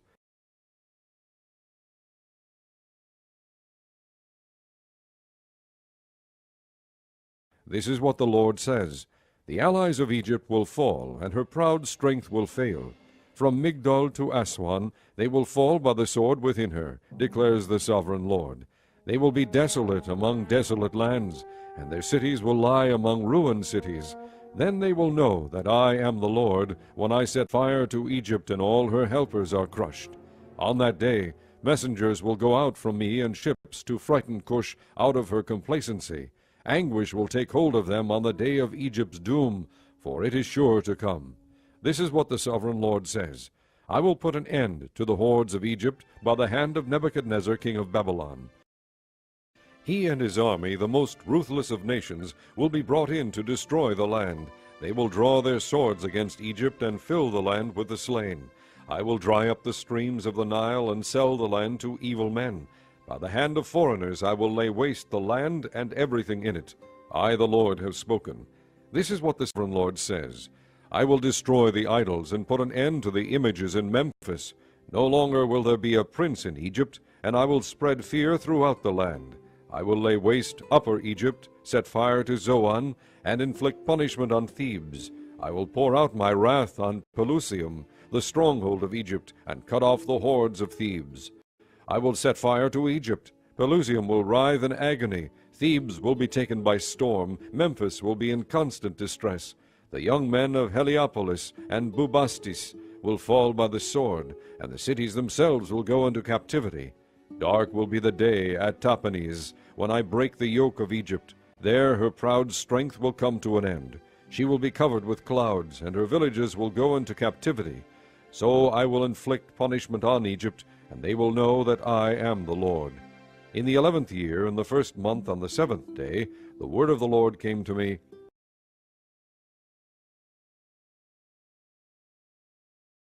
Son of man, I have broken the arm of Pharaoh, king of Egypt. It has not been bound up for healing or put in a splint so as to become strong enough to hold a sword. Therefore this is what the sovereign Lord says: I am against Pharaoh, king of Egypt. I will break both his arms, the good arm as well as the broken one, and make the sword fall from his hand.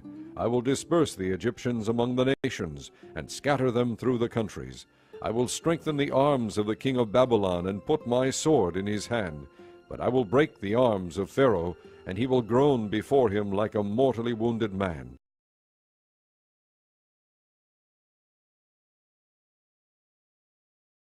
I will strengthen the arms of the king of Babylon, but the arms of Pharaoh will fall limp. Then they will know that I am the Lord, when I put my sword in the hand of the king of Babylon, and he brandishes it against Egypt. I will disperse the Egyptians among the nations, and scatter them through the countries. Then they will know that I am the Lord.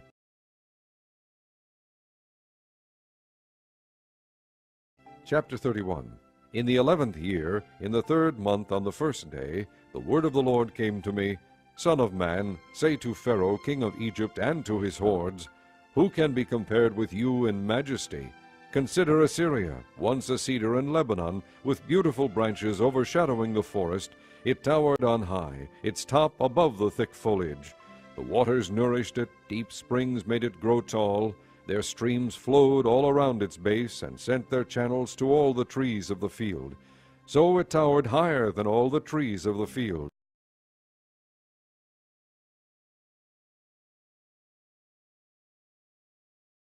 Its boughs increased, and its branches grew long, spreading because of abundant waters. All the birds of the air nested in its boughs. All the beasts of the field gave birth under its branches. All the great nations lived in its shade. It was majestic in beauty, with its spreading boughs, for its roots went down to abundant waters. The cedars in the garden of God could not rival it, nor could the pine trees equal its boughs, nor could the plane trees compare with its branches. No tree in the garden of God could match its beauty. I made it beautiful with abundant branches, the envy of all the trees of Eden in the garden of God. Therefore this is what the sovereign Lord says, Because it towered on high, lifting its top above the thick foliage, and because it was proud of its height, I handed it over to the ruler of the nations, for him to deal with according to its wickedness. I cast it aside, and the most ruthless of foreign nations cut it down and left it. Its boughs fell on the mountains, and in all the valleys. Its branches lay broken in all the ravines of the land. All the nations of the earth came out from under its shade and left it. All the birds of the air settled on the fallen tree, and all the beasts of the field were among its branches.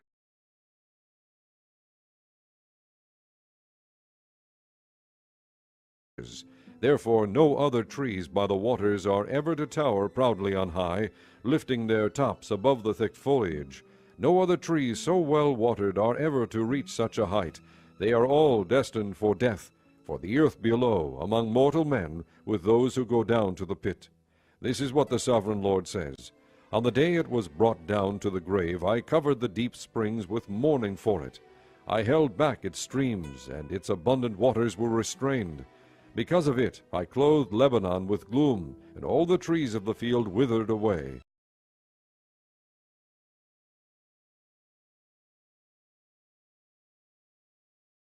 I made the nations tremble at the sound of its fall when I brought it down to the grave with those who go down to the pit. Then all the trees of Eden, the choicest and best of Lebanon, all the trees that were well watered, were consoled in the earth below. Those who lived in its shade, its allies among the nations, had also gone down to the grave with it, joining those killed by the sword. Which of the trees of Eden can be compared with you in splendor and majesty? Yet you too will be brought down with the trees of Eden to the earth below. You will lie among the uncircumcised with those killed by the sword. This is Pharaoh and all his hordes, declares the sovereign Lord. Chapter 32.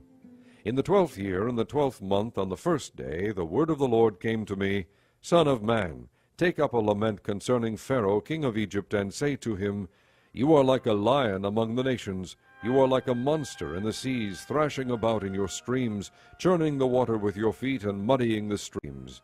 This is what the sovereign Lord says. With a great throng of people I will cast my net over you, and they will haul you up in my net. I will throw you on the land, and hurl you on the open field. I will let all the birds of the air settle on you, and all the beasts of the earth gorge themselves on you. I will spread your flesh on the mountains, and fill the valleys with your remains. I will drench the land with your flowing blood all the way to the mountains, and the ravines will be filled with your flesh. When I snuff you out, I will cover the heavens and darken their stars. I will cover the sun with a cloud, and the moon will not give its light. All the shining lights in the heavens I will darken over you. I will bring darkness over your land, declares the sovereign Lord. I will trouble the hearts of many peoples when I bring about your destruction among the nations, among lands you have not known.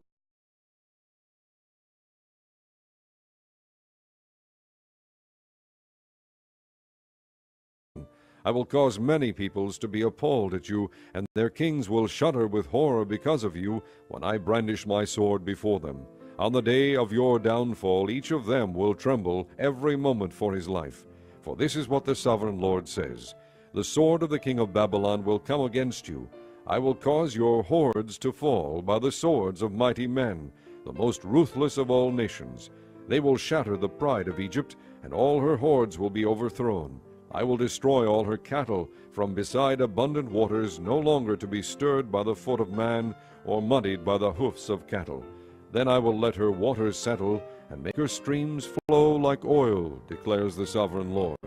When I make Egypt desolate and strip the land of everything in it, when I strike down all who live there, then they will know that I am the Lord. This is the lament they will chant for her.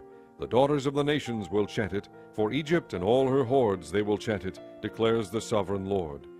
In the 12th year, on the 15th day of the month, the word of the Lord came to me, Son of man, wail for the hordes of Egypt, and consign to the earth below both her and the daughters of mighty nations, with those who go down to the pit. Say to them, Are you more favored than others? Go down and be laid among the uncircumcised.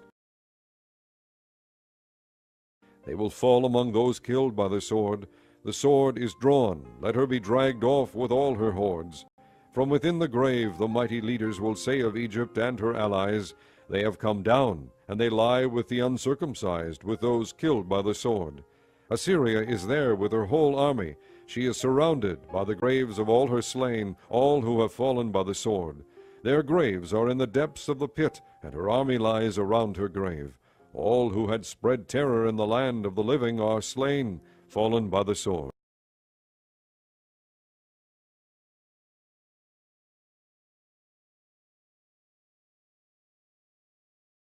Elam is there, with all her hordes around her grave.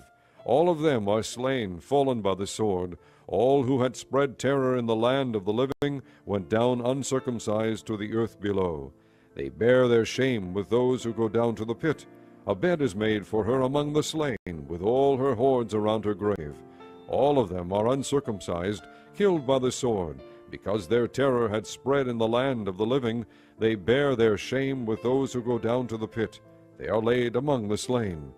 Meshech and Tubal are there, with all their hordes around their graves. All of them are uncircumcised, killed by the sword because they spread their terror in the land of the living. Do they not lie with the other uncircumcised warriors who have fallen, who went down to the grave with their weapons of war, whose swords were placed under their heads? The punishment for their sins rested on their bones, though the terror of these warriors had stalked through the land of the living. You too, O Pharaoh, will be broken, and will lie among the uncircumcised, with those killed by the sword. Edom is there, her kings and all her princes. Despite their power, they are laid with those killed by the sword. They lie with the uncircumcised, with those who go down to the pit.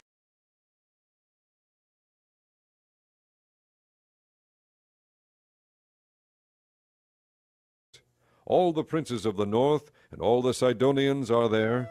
They went down with the slain in disgrace, despite the terror caused by their power.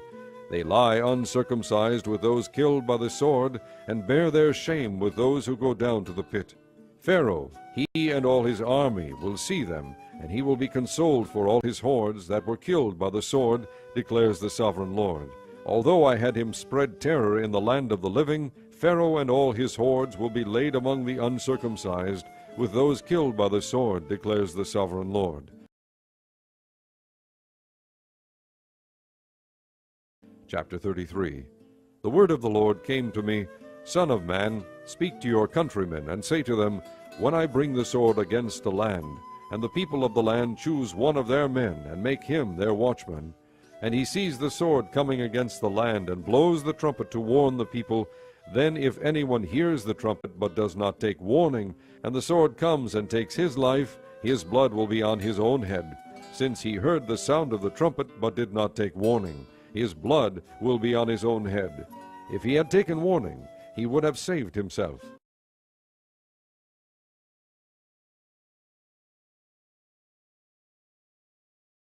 But if the watchman sees the sword coming and does not blow the trumpet to warn the people, and the sword comes and takes the life of one of them, that man will be taken away because of his sin. But I will hold the watchman accountable for his blood. Son of man, I have made you a watchman for the house of Israel. So hear the word I speak, and give them warning from me. When I say to the wicked, O wicked man, you will surely die, and you do not speak out to dissuade him from his ways, that wicked man will die for his sin, and I will hold you accountable for his blood. But if you do warn the wicked man to turn from his ways, and he does not do so, he will die for his sin, but you will have saved yourself. Son of man, say to the house of Israel, this is what you are saying. Our offenses and sins weigh us down, and we are wasting away because of them. How then can we live? Say to them, as surely as I live, declares the sovereign Lord, I take no pleasure in the death of the wicked, but rather that they turn from their ways and live. Turn from your evil ways. Why will you die, O house of Israel? Therefore, Son of man, say to your countrymen, the righteousness of the righteous man will not save him when he disobeys, and the wickedness of the wicked man will not cause him to fall when he turns from it. The righteous man, if he sins, will not be allowed to live because of his former righteousness. If I tell the righteous man that he will surely live, but then he trusts in his righteousness and does evil, none of the righteous things he has done will be remembered. He will die for the evil he has done. And if I say to the wicked man, you will surely die, but he then turns away from his sin and does what is just and right, if he gives back what he took in pledge for a loan, returns what he has stolen, follows the decrees that give life, and does no evil, he will surely live. He will not die. None of the sins he has committed will be remembered against him. He has done what is just and right. He will surely live. Yet your countrymen say, the way of the Lord is not just, but it is their way that is not just. If a righteous man turns from his righteousness and does evil, he will die for it. And if a wicked man turns away from his wickedness and does what is just and right, he will live by doing so. Yet, O house of Israel, you say, the way of the Lord is not just, but I will judge each of you according to his own ways. In the 12th year of our exile, in the 10th month on the 5th day, a man who had escaped from Jerusalem came to me and said, the city has fallen. Now the evening before the man arrived, the hand of the Lord was upon me, and he opened my mouth before the man came to me in the morning. So my mouth was opened, and I was no longer silent. Then the word of the Lord came to me, Son of man, the people living in those ruins in the land of Israel are saying, Abraham was only one man, yet he possessed the land. But we are many. Surely the land has been given to us as our possession. Therefore say to them, this is what the sovereign Lord says. Since you eat meat with the blood still in it, and look to your idols and shed blood, should you then possess the land? You rely on your sword. You do detestable things, and each of you defiles his neighbor's wife. Should you then possess the land? Say this to them, this is what the sovereign Lord says. As surely as I live, those who are left in the ruins will fall by the sword. Those out in the country I will give to the wild animals to be devoured, and those in strongholds and caves will die of a plague. I will make the land a desolate waste, and her proud strength will come to an end, and the mountains of Israel will become desolate so that no one will cross them. Then they will know that I am the Lord, when I have made the land a desolate waste because of all the detestable things they have done. As for you, Son of man, your countrymen are talking together about you by the walls and at the doors of the houses, saying to each other, Come and hear the message that has come from the Lord. My people come to you, as they usually do, and sit before you to listen to your words, but they do not put them into practice. With their mouths they express devotion, but their hearts are greedy for unjust gain. Indeed, to them you are nothing more than one who sings love songs with a beautiful voice and plays an instrument well, for they hear your words, but do not put them into practice. When all this comes true, and it surely will, then they will know that a prophet has been among them. Chapter 34. The word of the Lord came to me, Son of man, prophesy against the shepherds of Israel. Prophesy and say to them, This is what the sovereign Lord says, Woe to the shepherds of Israel who only take care of themselves. Should not shepherds take care of the flock? You eat the curds, clothe yourselves with the wool, and slaughter the choice animals, but you do not take care of the flock. You have not strengthened the weak, or healed the sick, or bound up the injured. You have not brought back the strays, or searched for the lost. You have ruled them harshly and brutally. So they were scattered because there was no shepherd, and when they were scattered they became food for all the wild animals. My sheep wandered over all the mountains, and on every high hill. They were scattered over the whole earth, and no one searched or looked for them. Therefore, you shepherds, hear the word of the Lord. As surely as I live, declares the sovereign Lord, because my flock lacks a shepherd, and so has been plundered, and has become food for all the wild animals, and because my shepherds did not search for my flock, but cared for themselves rather than for my flock, therefore, O shepherds, hear the word of the Lord.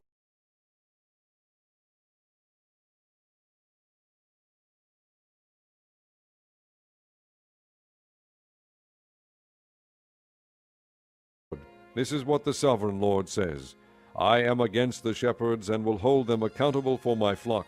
I will remove them from tending the flock, so that the shepherds can no longer feed themselves.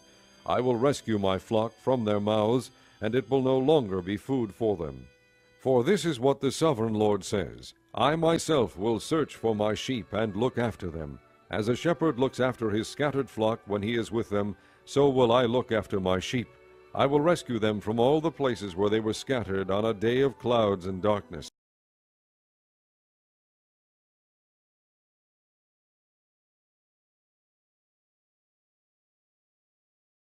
I will bring them out from the nations and gather them from the countries, and I will bring them into their own land. I will pasture them on the mountains of Israel, in the ravines and in all the settlements in the land. I will tend them in a good pasture, and the mountain heights of Israel will be their grazing land. There they will lie down in good grazing land, and there they will feed in a rich pasture on the mountains of Israel. I myself will tend my sheep and have them lie down, declares the sovereign Lord. I will search for the lost and bring back the strays. I will bind up the injured and strengthen the weak. But the sleek and the strong I will destroy. I will shepherd the flock with justice. As for you, my flock, this is what the sovereign Lord says. I will judge between one sheep and another, and between rams and goats. Is it not enough for you to feed on the good pasture? Must you also trample the rest of your pasture with your feet? Is it not enough for you to drink clear water? Must you also muddy the rest with your feet? Must my flock feed on what you have trampled and drink what you have muddied with your feet? Therefore this is what the sovereign Lord says to them. See, I myself will judge between the fat sheep and the lean sheep, because you shove with flank and shoulder, butting all the weak sheep with your horns until you have driven them away. I will save my flock, and they will no longer be plundered. I will judge between one sheep and another. I will place over them one shepherd, my servant David, and he will tend them. He will tend them and be their shepherd. I, the Lord, will be their God, and my servant David will be prince among them. I, the Lord, have spoken. I will make a covenant of peace with them, and rid the land of wild beasts, so that they may live in the desert and sleep in the forests in safety. I will bless them and the places surrounding my hill. I will send down showers in season. There will be showers of blessing.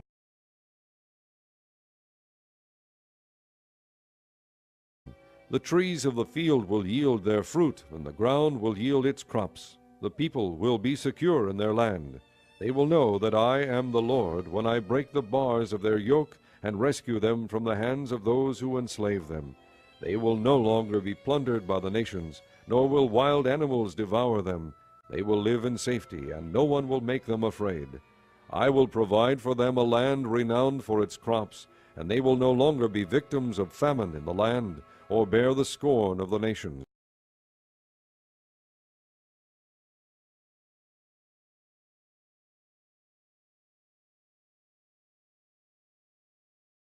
Then they will know that I, the Lord their God, am with them, and that they, the house of Israel, are my people, declares the sovereign Lord.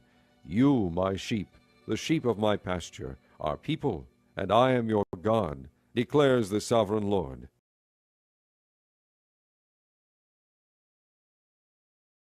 Chapter 35.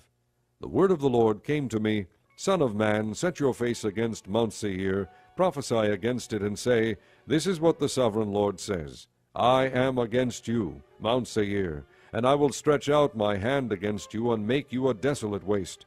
I will turn your towns into ruins, and you will be desolate.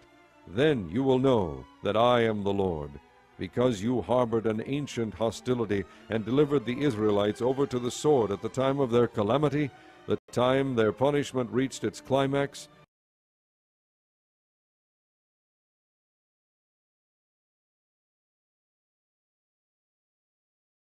Therefore, as surely as I live, declares the sovereign Lord, I will give you over to bloodshed, and it will pursue you. Since you did not hate bloodshed, bloodshed will pursue you. I will make Mount Seir a desolate waste, and cut off from it all who come and go. I will fill your mountains with the slain. Those killed by the sword will fall on your hills, and in your valleys, and in all your ravines. I will make you desolate forever. Your towns will not be inhabited. Then you will know that I am the Lord.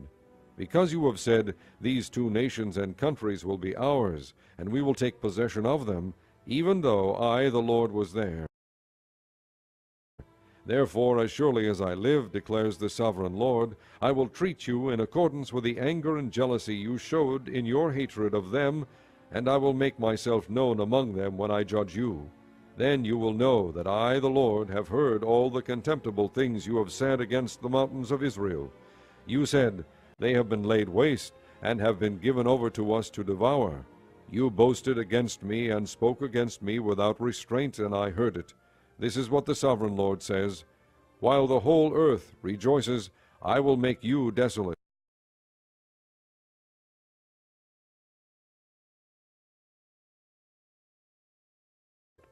Because you rejoiced when the inheritance of the house of Israel became desolate, that is how I will treat you. You will be desolate, O Mount Seir, you and all of Edom. Then they will know that I am the Lord.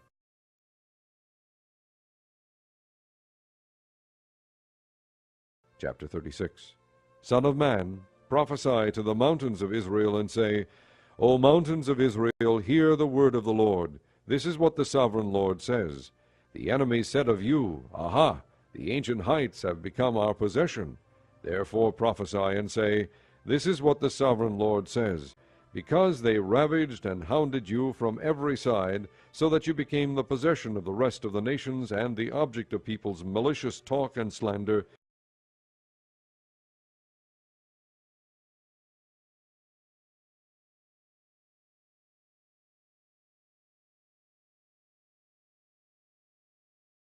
Therefore, O mountains of Israel, hear the word of the sovereign Lord. This is what the sovereign Lord says to the mountains and hills, to the ravines and valleys, to the desolate ruins, and the deserted towns that have been plundered and ridiculed by the rest of the nations around you. This is what the sovereign Lord says. In my burning zeal I have spoken against the rest of the nations, and against all Edom. For with glee and with malice in their hearts they made my land their own possession, so that they might plunder its pasture land. Therefore prophesy concerning the land of Israel, and say to the mountains and hills, to the ravines and valleys, This is what the sovereign Lord says. I speak in my jealous wrath, because you have suffered the scorn of the nations. Therefore this is what the sovereign Lord says. I swear with uplifted hand that the nations around you will also suffer scorn. But you, O mountains of Israel, will produce branches and fruit for my people Israel, for they will soon come home. I am concerned for you, and will look on you with favor. You will be plowed and sown, and I will multiply the number of people upon you, even the whole house of Israel. The towns will be inhabited, and the ruins rebuilt. I will increase the number of men and animals upon you, and they will be fruitful and become numerous. I will settle people on you as in the past, and will make you prosper more than before. Then you will know that I am the Lord. I will cause people, my people Israel, to walk upon you. They will possess you, and you will be their inheritance. You will never again deprive them of their children. This is what the sovereign Lord says. Because people say to you, You devour men and deprive your nation of its children, therefore you will no longer devour men or make your nation childless, declares the sovereign Lord. No longer will I make you hear the taunts of the nations, and no longer will you suffer the scorn of the peoples, or cause your nation to fall, declares the sovereign Lord. Again the word of the Lord came to me.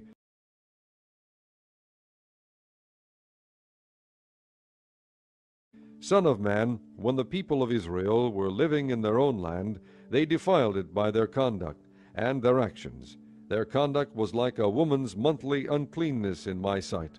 So I poured out my wrath on them, because they had shed blood in the land, and because they had defiled it with their idols. I dispersed them among the nations, and they were scattered through the countries. I judged them according to their conduct and their actions. And wherever they went among the nations, they profaned my holy name, for it was said of them, These are the Lord's people. And yet they had to leave his land. I had concern for my holy name, which the house of Israel profaned among the nations where they had gone. Therefore say to the house of Israel, This is what the sovereign Lord says, It is not for your sake, O house of Israel, that I am going to do these things, but for the sake of my holy name, which you have profaned among the nations where you have gone. I will show the holiness of my great name, which has been profaned among the nations, the name you have profaned among them. Then the nations will know that I am the Lord, declares the sovereign Lord, when I show myself holy through you before their eyes. For I will take you out of the nations, I will gather you from all the countries, and bring you back into your own land. I will sprinkle clean water on you, and you will be clean. I will cleanse you from all your impurities and from all your idols. I will give you a new heart and put a new spirit in you. I will remove from you your heart of stone and give you a heart of flesh. And I will put my spirit in you, and move you to follow my decrees, and be careful to keep my laws. You will live in the land I gave your forefathers. You will be my people, and I will be your God. I will save you from all your uncleanness. I will call for the grain, and make it plentiful, and will not bring famine upon you. I will increase the fruit of the trees and the crops of the field, so that you will no longer suffer disgrace among the nations because of famine. Then you will remember your evil ways and wicked deeds, and you will loathe yourselves for your sins and detestable practices. I want you to know that I am not doing this for your sake, declares the sovereign Lord. Be ashamed and disgraced for your conduct, O house of Israel. This is what the sovereign Lord says. On the day I cleanse you from all your sins, I will resettle your towns, and the ruins will be rebuilt. The desolate land will be cultivated instead of lying desolate in the sight of all who pass through it. They will say, This land that was laid waste has become like the Garden of Eden. The cities that were lying in ruins, desolate and destroyed, are now fortified and inhabited.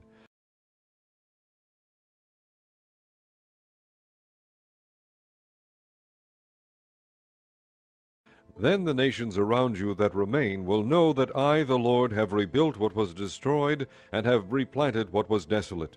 I, the Lord, have spoken, and I will do it. This is what the sovereign Lord says. Once again I will yield to the plea of the house of Israel, and do this for them. I will make their people as numerous as sheep, as numerous as the flocks for offerings at Jerusalem during her appointed feasts. So will the ruined cities be filled with flocks of people. Then they will know that I am the Lord. Chapter 37. The hand of the Lord was upon me, and he brought me out by the Spirit of the Lord, and set me in the middle of a valley. It was full of bones. He led me back and forth among them, and I saw a great many bones on the floor of the valley, bones that were very dry. He asked me, Son of man, can these bones live? I said, O sovereign Lord, you alone know. Then he said to me, Prophesy to these bones, and say to them, Dry bones, hear the word of the Lord. This is what the sovereign Lord says to these bones. I will make breath enter you, and you will come to life.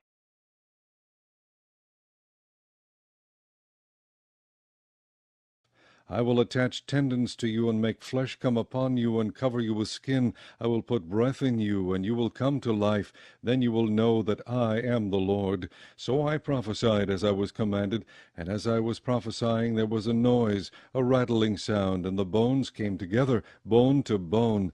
I looked, and tendons and flesh appeared on them, and skin covered them, but there was no breath in them. Then he said to me, Prophesy to the breath, prophesy, Son of man, and say to it, This is what the sovereign Lord says. Come from the four winds, O breath, and breathe into these slain, that they may live.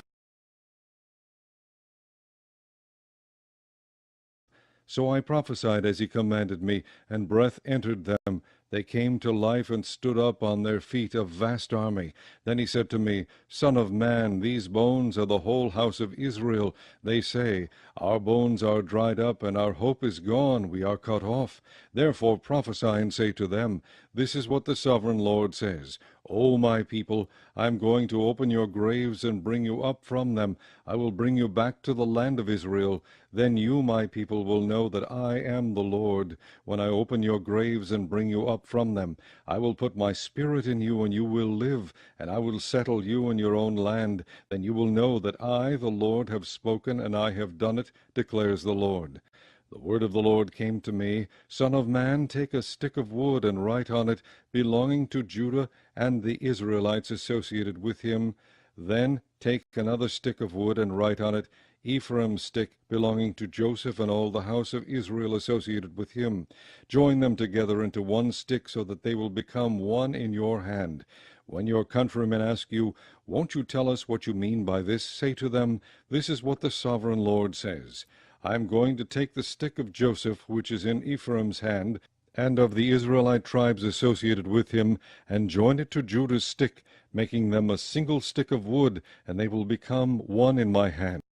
Hold before their eyes the sticks you have written on, and say to them, This is what the sovereign Lord says. I will take the Israelites out of the nations where they have gone.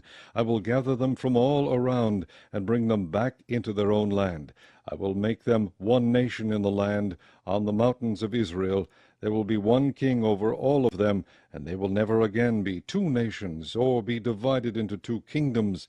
They will no longer defile themselves with their idols and vile images, or with any of their offenses, for I will save them from all their sinful backsliding, and I will cleanse them. They will be my people, and I will be their God. My servant David will be king over them, and they will all have one shepherd. They will follow my laws and be careful to keep my decrees. They will live in the land I gave to my servant Jacob, the land where your fathers lived. They and their children and their children's children will live there forever, and David my servant will be their prince forever. I will make a covenant of peace with them. It will be an everlasting covenant. I will establish them and increase their numbers, and I will put my sanctuary among them forever. My dwelling place will be with them. I will be their God, and they will be my people. Then the nations will know that I, the Lord, make Israel holy, when my sanctuary is among them forever. Chapter 38. The word of the Lord came to me, Son of man, set your face against Gog, of the land of Magog, the chief prince of Meshech and Tubal. Prophesy against him, and say, This is what the sovereign Lord says. I am against you, O Gog, chief prince of Meshech and Tubal. I will turn you around, put hooks in your jaws, and bring you out with your whole army, your horses, your horsemen fully armed, and a great horde with large and small shields, all of them brandishing their swords. Persia, Cush, and Put will be with them, all with shields and helmets, also Gomer with all its troops, and Beth Togarmah from the far north with all its troops, the many nations with you. Get ready, be prepared, you and all the hordes gathered about you, and take command of them. After many days you will be called to arms. In future years you will invade a land that has recovered from war, whose people were gathered from many nations to the mountains of Israel, which had long been desolate. They had been brought out from the nations, and now all of them live in safety. You and all your troops and the many nations with you will go up, advancing like a storm. You will be like a cloud covering the land. This is what the sovereign Lord says. On that day thoughts will come into your mind, and you will devise an evil scheme. You will say, I will invade a land of unwalled villages. I will attack a peaceful and unsuspecting people, all of them living without walls and without gates and bars. I will plunder and loot and turn my hand against the resettled ruins and the people gathered from the nations, rich in livestock and goods, living at the center of the land. Sheba and Dedan and the merchants of Tarshish and all her villages will say to you, Have you come to plunder? Have you gathered your hordes to loot, to carry off silver and gold, to take away livestock and goods, and to seize much plunder? Therefore, Son of man, prophesy and say to Gog, This is what the Sovereign Lord says. In that day when my people Israel are living in safety, will you not take notice of it? You will come from your place in the far north, you and many nations with you, all of them riding on horses, a great horde, a mighty army. You will advance against my people Israel like a cloud that covers the land. In days to come, O Gog, I will bring you against my land, so that the nations may know me when I show myself holy through you before their eyes. This is what the Sovereign Lord says. Are you not the one I spoke of in former days by my servants the prophets of Israel? At that time they prophesied for years that I would bring you against them. This is what will happen in that day. When Gog attacks the land of Israel, my hot anger will be aroused, declares the Sovereign Lord. In my zeal and fiery wrath I declare that at that time there shall be a great earthquake in the land of Israel. The fish of the sea, the birds of the air, the beasts of the field, every creature that moves along the ground, and all the people on the face of the earth will tremble at my presence. The mountains will be overturned, the cliffs will crumble, and every wall will fall to the ground. I will summon a sword against Gog on all my mountains, declares the Sovereign Lord. Every man's sword will be against his brother.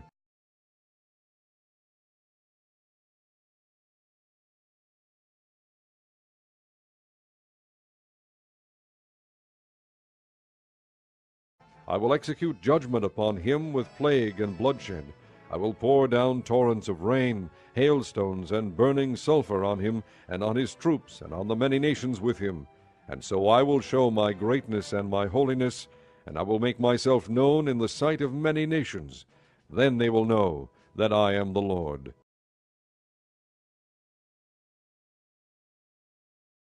Chapter 39.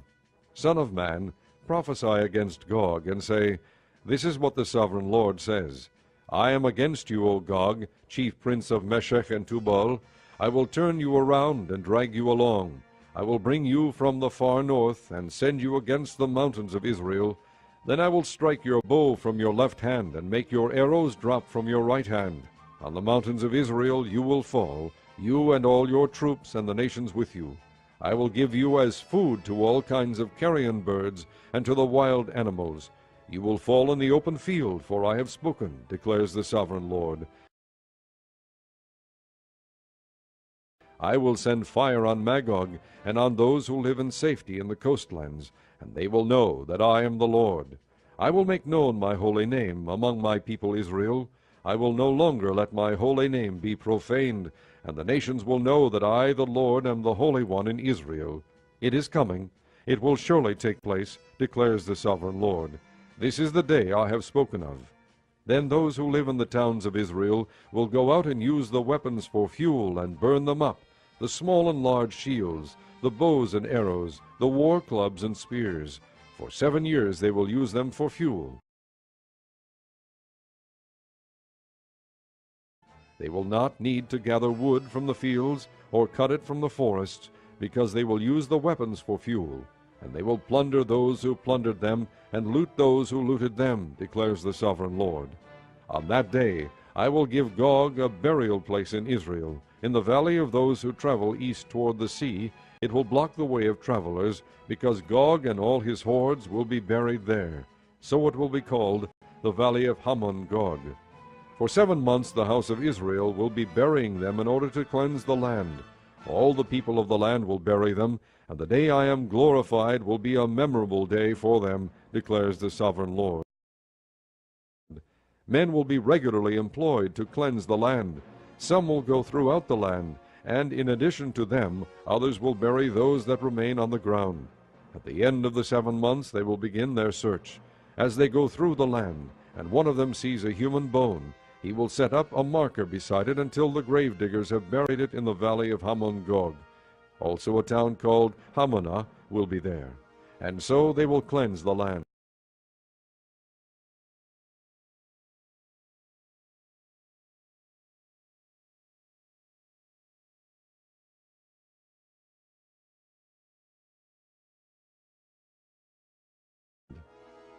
Son of man, this is what the sovereign Lord says.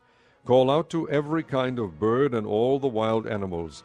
Assemble and come together from all around to the sacrifice I am preparing for you, the great sacrifice on the mountains of Israel.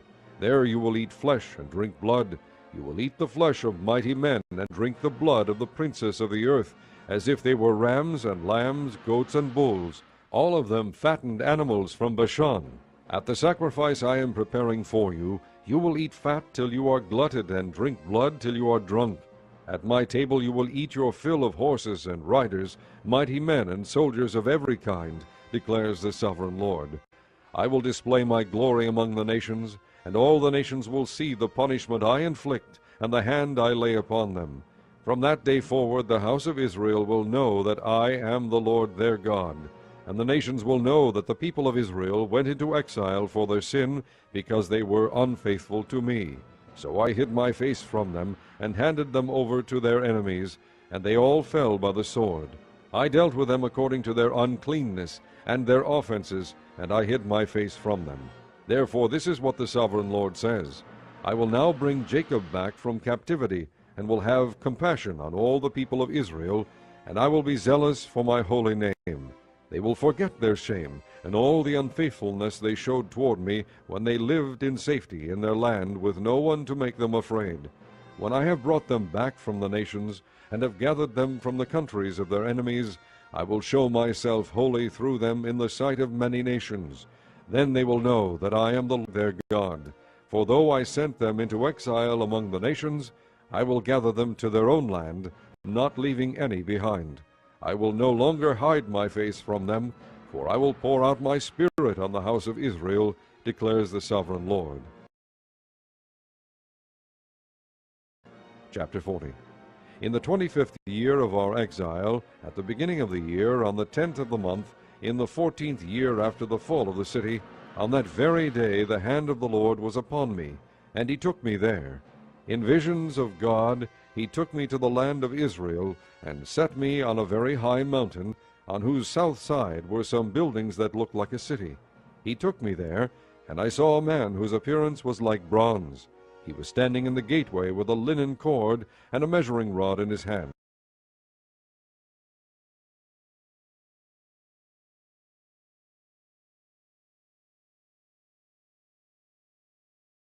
The man said to me, Son of man, look with your eyes and hear with your ears, and pay attention to everything I am going to show you, for that is why you have been brought here.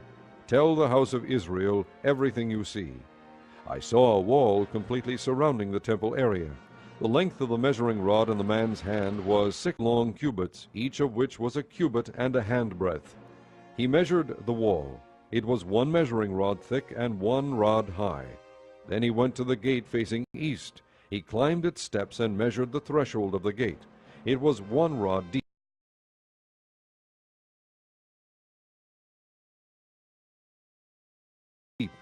The alcoves for the guards were 1 rod long and 1 rod wide, and the projecting walls between the alcoves were 5 cubits thick, and the threshold of the gate next to the portico facing the temple was 1 rod deep.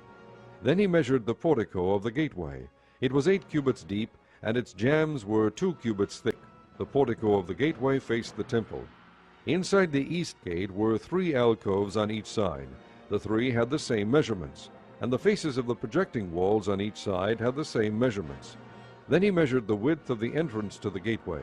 It was 10 cubits, and its length was 13 cubits. In front of each alcove was a wall 1 cubit high, and the alcoves were 6 cubits square.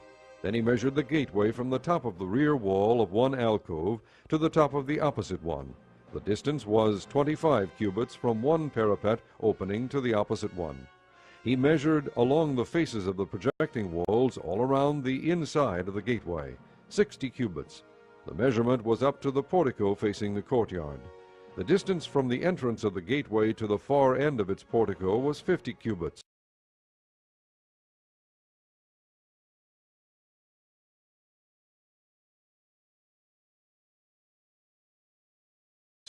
The alcoves and the projecting walls inside the gateway were surmounted by narrow parapet openings all around, as was the portico. The openings all around faced inward. The faces of the projecting walls were decorated with palm trees. Then he brought me into the outer court.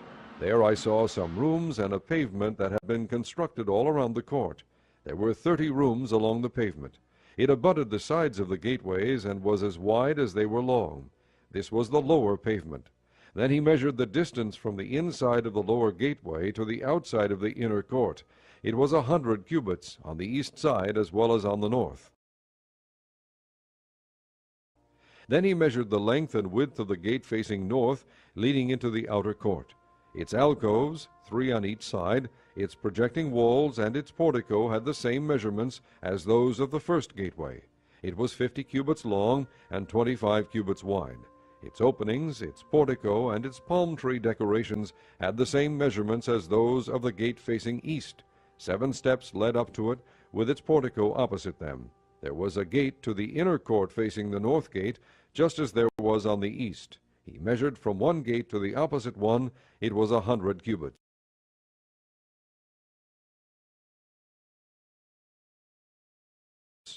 Then he led me to the south side, and I saw a gate facing south. He measured its jambs and its portico, and they had the same measurements as the others. The gateway and its portico had narrow openings all around, like the openings of the others. It was 50 cubits long and 25 cubits wide.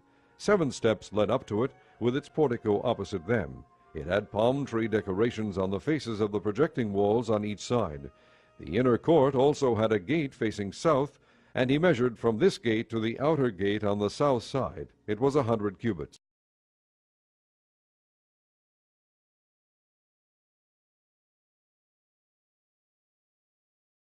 Then he brought me into the inner court through the south gate, and he measured the south gate.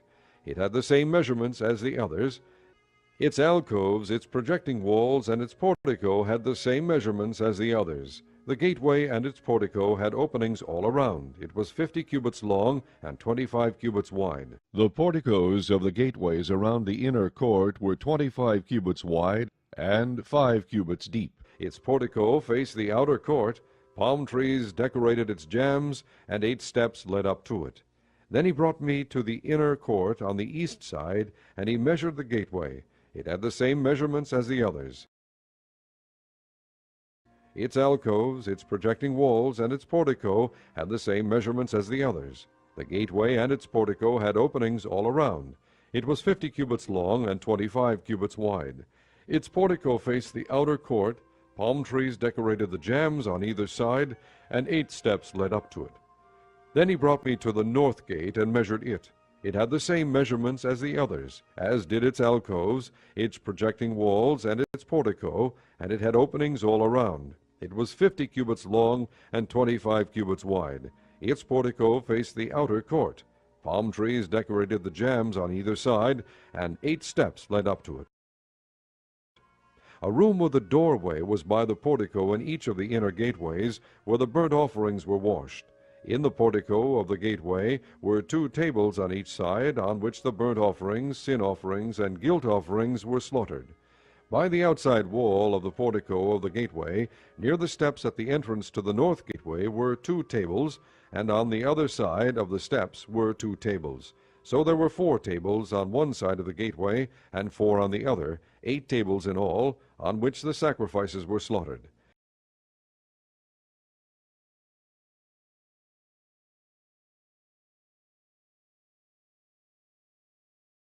There were also 4 tables of dressed stone for the burnt offerings, each a cubit and a half long, a cubit and a half wide, and a cubit high. On them were placed the utensils for slaughtering the burnt offerings and the other sacrifices. And double-pronged hooks, each a handbreadth long, were attached to the wall all around. The tables were for the flesh of the offerings. Outside the inner gate, within the inner court, were 2 rooms, one at the side of the north gate and facing south, and another at the side of the south gate and facing north. He said to me, "The room facing south is for the priests who have charge of the temple,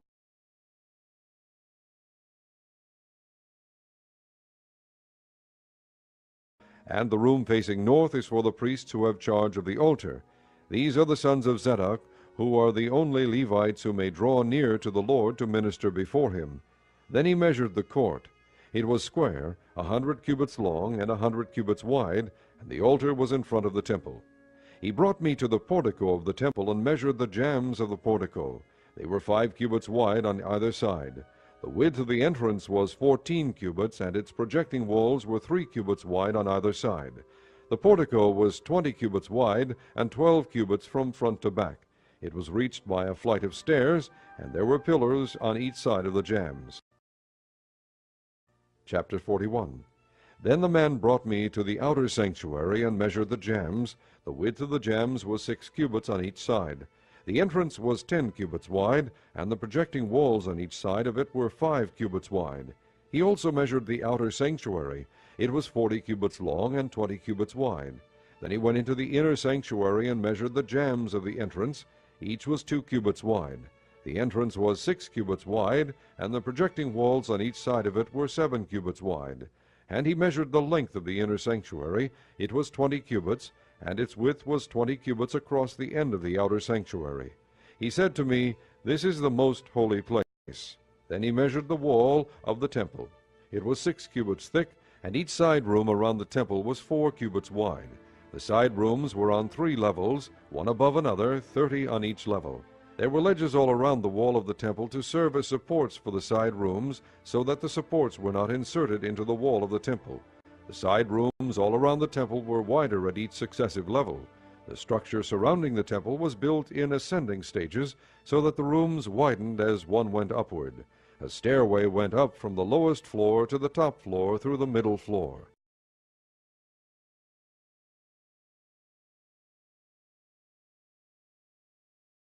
I saw that the temple had a raised base all around it, forming the foundation of the side rooms. It was the length of the rod, 6 long cubits. The outer wall of the side rooms was 5 cubits thick. The open area between the side rooms of the temple and the priest's room was 20 cubits wide all around the temple. There were entrances to the side rooms from the open area, one on the north and another on the south, and the base adjoining the open area was 5 cubits wide all around. The building facing the temple courtyard on the west side was 70 cubits wide. The wall of the building was 5 cubits thick all around, and its length was 90 cubits. Then he measured the temple. It was 100 cubits long, and the temple courtyard and the building with its walls were also 100 cubits long. The width of the temple courtyard on the east, including the front of the temple, was 100 cubits. Then he measured the length of the building facing the courtyard at the rear of the temple, including its galleries on each side. It was 100 cubits. The outer sanctuary, the inner sanctuary, and the portico facing the court, as well as the thresholds and the narrow windows and galleries around the 3 of them, everything beyond and including the threshold was covered with wood. The floor, the wall up to the windows, and the windows were covered. In the space above the outside of the entrance to the inner sanctuary, And on the walls at regular intervals, all around the inner and outer sanctuary, were carved cherubim and palm trees. Palm trees alternated with cherubim. Each cherub had 2 faces, the face of a man toward the palm tree on one side, and the face of a lion toward the palm tree on the other. They were carved all around the whole temple, from the floor to the area above the entrance. Cherubim and palm trees were carved on the wall of the outer sanctuary. The outer sanctuary had a rectangular door frame, and the one at the front of the most holy place was similar.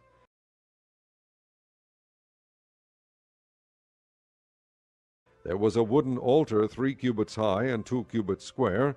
Its corners, its base, and its sides were of wood. The man said to me, "This is the table that is before the Lord." Both the outer sanctuary and the most holy place had double doors. Each door had 2 leaves, 2 hinged leaves for each door. And on the doors of the outer sanctuary were carved cherubim and palm trees, like those carved on the walls, and there was a wooden overhang on the front of the portico. On the side walls of the portico were narrow windows with palm trees carved on each side. The side rooms of the temple also had overhangs. Chapter 42. Then the man led me northward into the outer court and brought me to the rooms opposite the temple courtyard and opposite the outer wall on the north side. The building whose door faced north was 100 cubits long and 50 cubits wide. Both in the section 20 cubits from the inner court and in the section opposite the pavement of the outer court, gallery faced gallery at the three levels. In front of the rooms was an inner passageway 10 cubits wide and 100 cubits long. Their doors were on the north.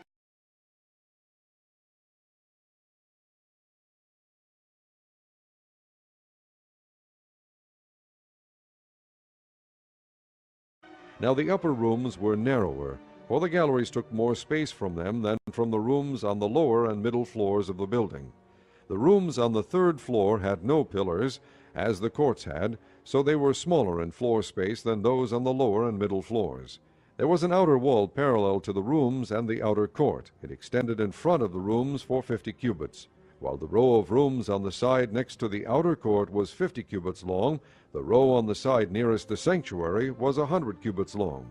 The lower rooms had an entrance on the east side, as one enters them from the outer court.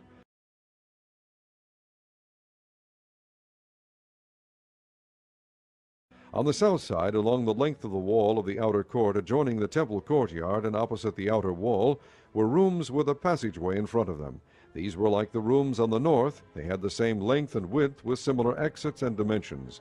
Similar to the doorways on the north were the doorways of the rooms on the south.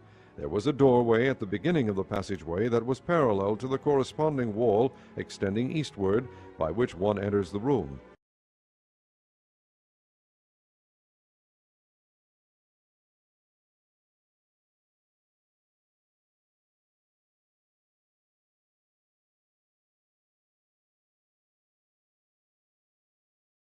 Then he said to me, "The north and south rooms facing the temple courtyard are the priests' rooms, where the priests who approach the Lord will eat the most holy offerings. There they will put the most holy offerings, the grain offerings, the sin offerings, and the guilt offerings, for the place is holy. Once the priests enter the holy precincts, they are not to go into the outer court until they leave behind the garments in which they minister, for these are holy. They are to put on other clothes before they go near the places that are for the people." When he had finished measuring what was inside the temple area, he led me out by the east gate and measured the area all around. He measured the east side with a measuring rod. It was 500 cubits. He measured the north side. It was 500 cubits by the measuring rod. He measured the south side. It was 500 cubits by the measuring rod. Then he turned to the west side and measured. It was 500 cubits by the measuring rod. So he measured the area on all four sides. It had a wall around it 500 cubits long and 500 cubits wide, to separate the holy from the common.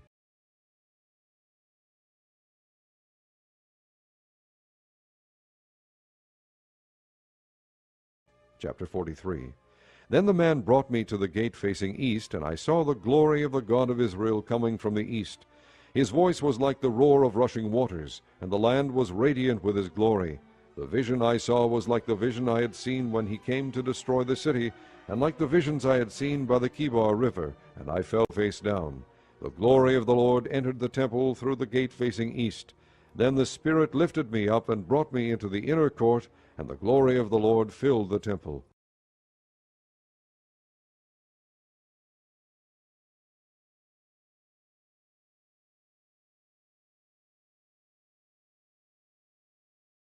While the man was standing beside me, I heard someone speaking to me from inside the temple. He said, "Son of man, this is the place of my throne, and the place for the soles of my feet.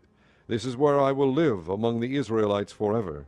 The house of Israel will never again defile my holy name, neither they nor their kings, by their prostitution and the lifeless idols of their kings at their high places. When they placed their threshold next to my threshold, and their doorpost beside my doorposts, with only a wall between me and them, they defiled my holy name by their detestable practices. So I destroyed them in my anger. Now let them put away from me their prostitution and the lifeless idols of their kings, and I will live among them forever. Son of man, describe the temple to the people of Israel, that they may be ashamed of their sins. Let them consider the plan, and if they are ashamed of all they have done, make known to them the design of the temple, its arrangement, its exits and entrances, its whole design, and all its regulations and laws. Write these down before them, so that they may be faithful to its design and follow all its regulations. This is the law of the temple. All the surrounding area on top of the mountain will be most holy. Such is the law of the temple. These are the measurements of the altar in long cubits, that cubit being a cubit and a handbreadth. Its gutter is a cubit deep and a cubit wide, with a rim of 1 span around the edge. And this is the height of the altar. From the gutter on the ground up to the lower edge, it is 2 cubits high and a cubit wide, and from the smaller ledge up to the larger ledge, it is 4 cubits high and a cubit wide. The altar hearth is 4 cubits high, and 4 horns project upward from the hearth. The altar hearth is square, 12 cubits long and 12 cubits wide. The upper ledge also is square, 14 cubits long and 14 cubits wide, with a rim of half a cubit and a gutter of a cubit all around. The steps of the altar face east. Then he said to me, Son of man, this is what the sovereign Lord says. These will be the regulations for sacrificing burnt offerings and sprinkling blood upon the altar when it is built. You are to give a young bull as a sin offering to the priests, who are Levites, of the family of Zadok, who come near to minister before me, declares the sovereign Lord. You are to take some of its blood and put it on the 4 horns of the altar, and on the 4 corners of the upper ledge, and all around the rim, and so purify the altar and make atonement for it. You are to take the bull for the sin offering, and burn it in the designated part of the temple area outside the sanctuary. On the 2nd day you are to offer a male goat without defect for a sin offering, and the altar is to be purified as it was purified with the bull. When you have finished purifying it, you are to offer a young bull and a ram from the flock, both without defect. You are to offer them before the Lord, and the priests are to sprinkle salt on them, and sacrifice them as a burnt offering to the Lord. For 7 days you are to provide a male goat daily for a sin offering. You are also to provide a young bull and a ram from the flock, both without defect. For 7 days they are to make atonement for the altar and cleanse it. Thus they will dedicate it. At the end of these days, from the 8th day on, the priests are to present your burnt offerings and fellowship offerings on the altar. Then I will accept you, declares the sovereign Lord.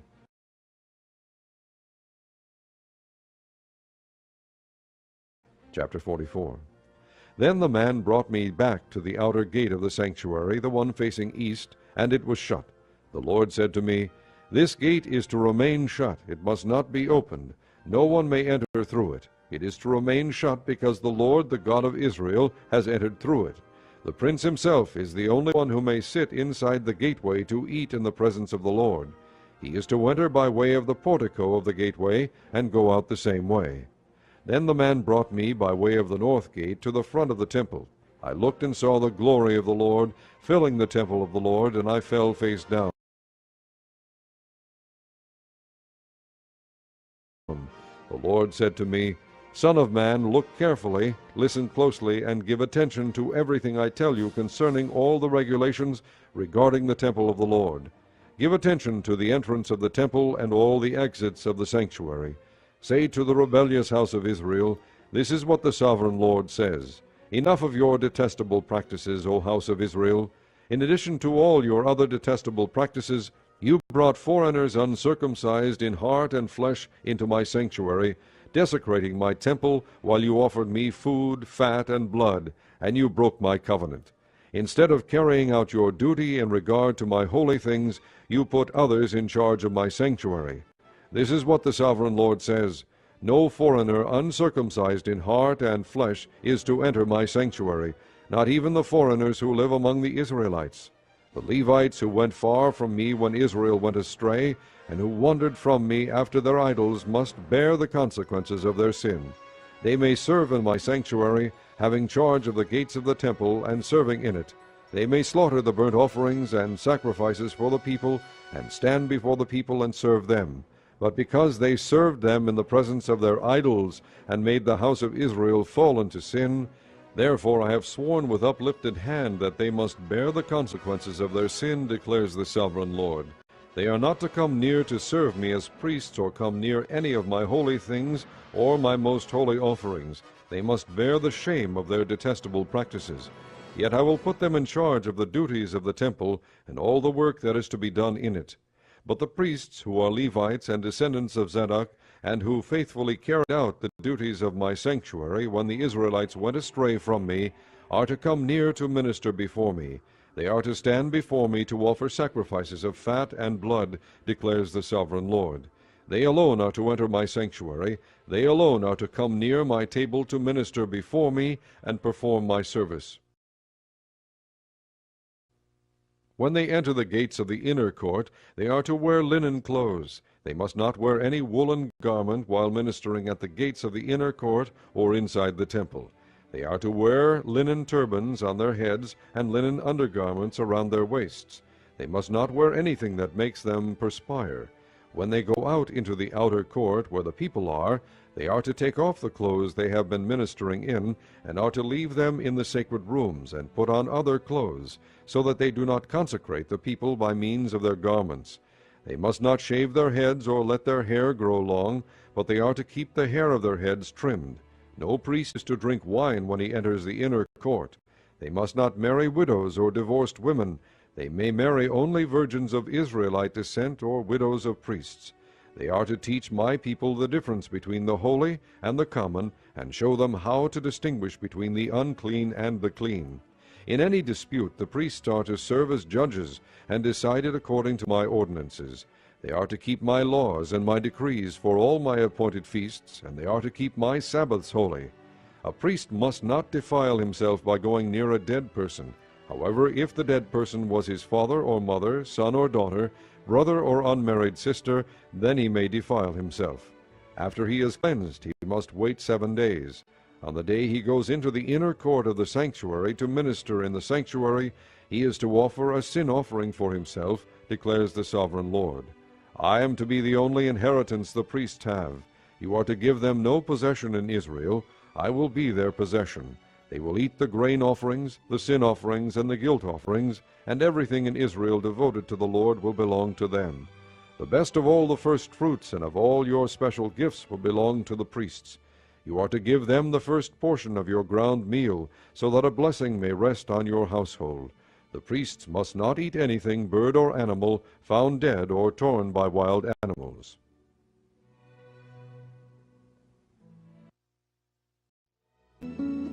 Chapter 45. When you allot the land as an inheritance, you are to present to the Lord a portion of the land as a sacred district, 25,000 cubits long and 20,000 cubits wide.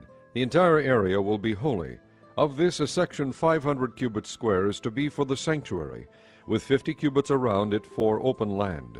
In the sacred district, measure off a section 25,000 cubits long and 10,000 cubits wide. In it will be the sanctuary, the most holy place. It will be the sacred portion of the land for the priests who minister in the sanctuary and who draw near to minister before the Lord. It will be a place for their houses as well as a holy place for the sanctuary. An area 25,000 cubits long and 10,000 cubits wide will belong to the Levites who serve in the temple as their possession for towns to live in.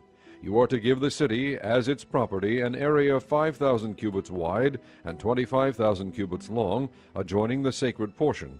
It will belong to the whole house of Israel. The prince will have the land bordering each side of the area formed by the sacred district and the property of the city. It will extend westward from the west side and eastward from the east side, running lengthwise from the western to the eastern border, parallel to one of the tribal portions.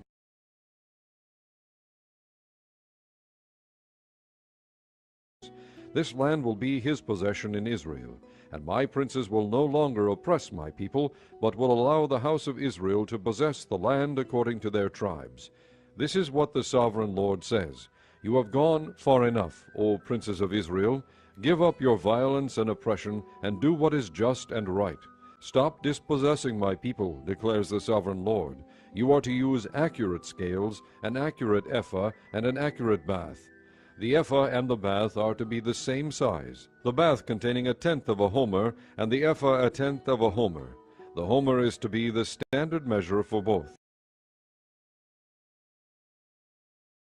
The shekel is to consist of 20 gerahs, 20 shekels plus 25 shekels plus 15 shekels equal 1 mina. This is the special gift you are to offer, 1/6 of an ephah from each homer of wheat, and 1/6 of an ephah from each homer of barley. The prescribed portion of oil, measured by the bath, is 1/10 of a bath from each core, which consists of 10 baths, or 1 homer, for 10 baths are equivalent to a homer. Also 1 sheep is to be taken from every flock of 200 from the well-watered pastures of Israel. These will be used for the grain offerings, burnt offerings, and fellowship offerings, to make atonement for the people, declares the sovereign Lord. All the people of the land will participate in this special gift for the use of the prince in Israel. It will be the duty of the prince to provide the burnt offerings, grain offerings, and drink offerings at the festivals, the new moons, and the Sabbaths, at all the appointed feasts of the house of Israel. He will provide the sin offerings, grain offerings, burnt offerings, and fellowship offerings to make atonement for the house of Israel. This is what the sovereign Lord says. In the first month, on the first day, you are to take a young bull without defect and purify the sanctuary. The priest is to take some of the blood of the sin offering and put it on the doorposts of the temple, on the 4 corners of the upper ledge of the altar, and on the gateposts of the inner court. You are to do the same on the 7th day of the month for anyone who sins unintentionally or through ignorance, so you are to make atonement for the temple. In the first month, on the 14th day, you are to observe the Passover, a feast lasting 7 days, during which you shall eat bread made without yeast. On that day the prince is to provide a bull as a sin offering for himself and for all the people of the land. Every day during the 7 days of the feast he is to provide 7 bulls and 7 rams without defect as a burnt offering to the Lord, and a male goat for a sin offering.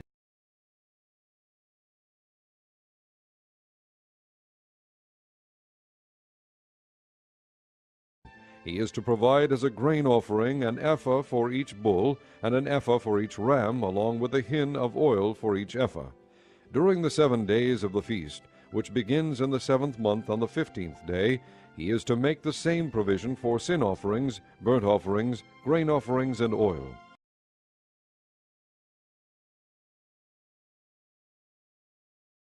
Chapter 46.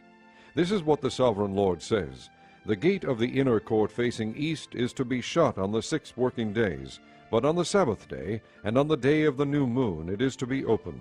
The prince is to enter from the outside through the portico of the gateway, and stand by the gatepost.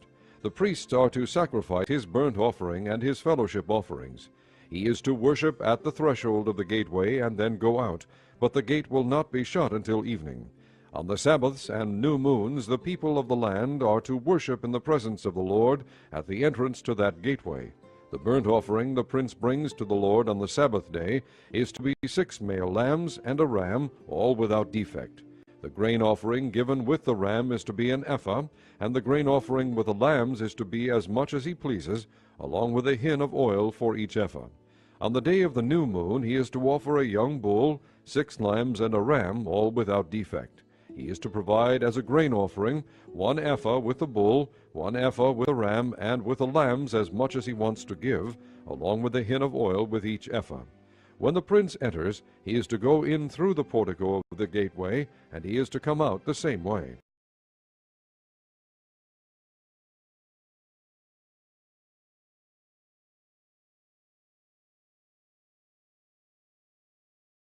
When the people of the land come before the Lord at the appointed feasts, whoever enters by the north gate to worship is to go out the south gate, and whoever enters by the south gate is to go out the north gate.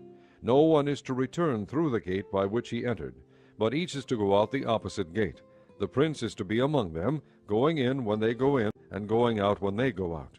At the festivals and the appointed feasts, the grain offering is to be an ephah with a bull, an ephah with a ram, and with the lambs as much as one pleases, along with a hin of oil for each ephah.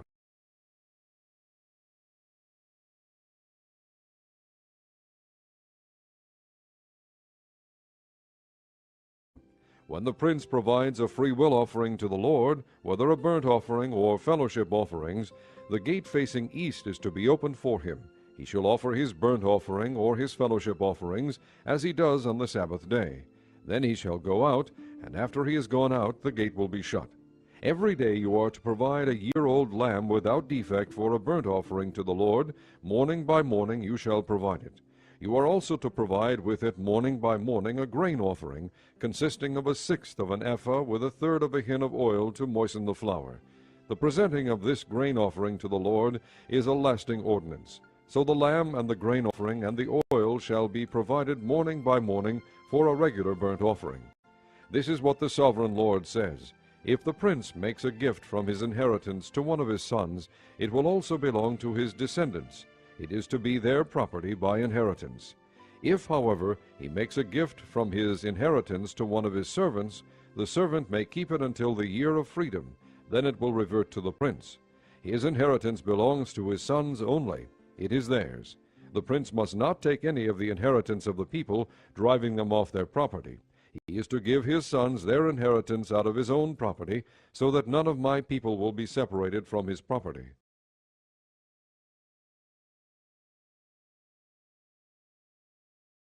Then the man brought me through the entrance at the side of the gate to the sacred rooms facing north, which belong to the priests, and showed me a place at the western end. He said to me, "This is the place where the priests will cook the guilt offering and the sin offering, and bake the grain offering, to avoid bringing them into the outer court and consecrating the people." He then brought me to the outer court and led me around to its 4 corners, and I saw in each corner another court. In the 4 corners of the outer court were enclosed courts, 40 cubits long and 30 cubits wide. Each of the courts in the 4 corners was the same size.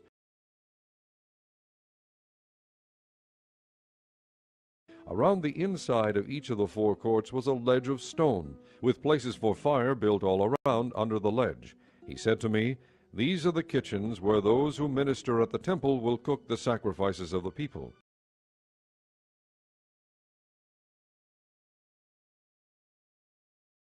Chapter 47. The man brought me back to the entrance of the temple, and I saw water coming out from under the threshold of the temple toward the east, for the temple faced east. The water was coming down from under the south side of the temple, south of the altar. He then brought me out through the north gate, and led me around the outside to the outer gate facing east. and the water was flowing from the south side. As the man went eastward with a measuring line in his hand, he measured off 1,000 cubits, and then led me through water that was ankle deep.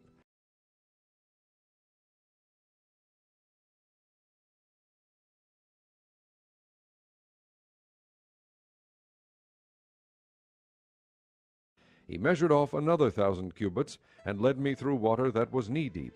He measured off another 1,000, and led me through water that was up to the waist. He measured off another 1,000, but now it was a river that I could not cross, because the water had risen and was deep enough to swim in, a river that no one could cross. He asked me, "Son of man, do you see this?" Then he led me back to the bank of the river. When I arrived there, I saw a great number of trees on each side of the river. He said to me, "This water flows toward the eastern region and goes down into the Arabah, where it enters the sea. When it empties into the sea, the water there becomes fresh. Swarms of living creatures will live wherever the river flows.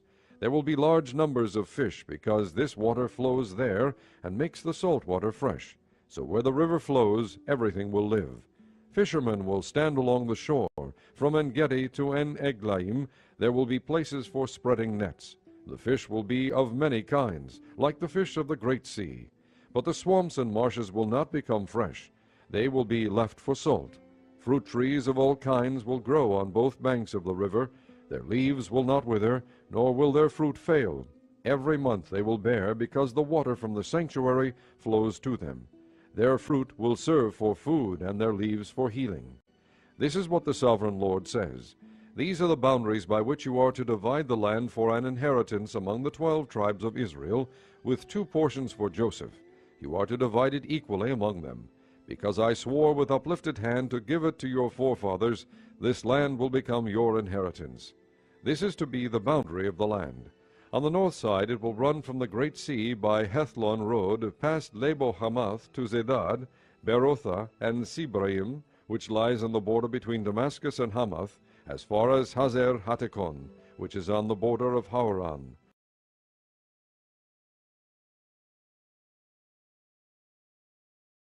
The boundary will extend from the Sea of Hazar-Enan along the northern border of Damascus, with the border of Hamath to the north.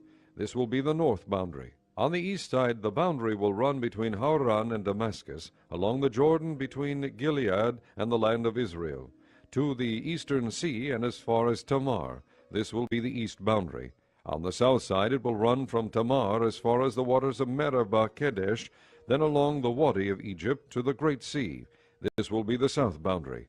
On the west side, the Great Sea will be the boundary to a point opposite Lebo Hamath. This will be the west boundary. You are to distribute this land among yourselves according to the tribes of Israel. You are to allot it as an inheritance for yourselves and for the aliens who have settled among you and who have children. You are to consider them as native-born Israelites. Along with you they are to be allotted an inheritance among the tribes of Israel. In whatever tribe the alien settles, there you are to give him his inheritance, declares the sovereign Lord.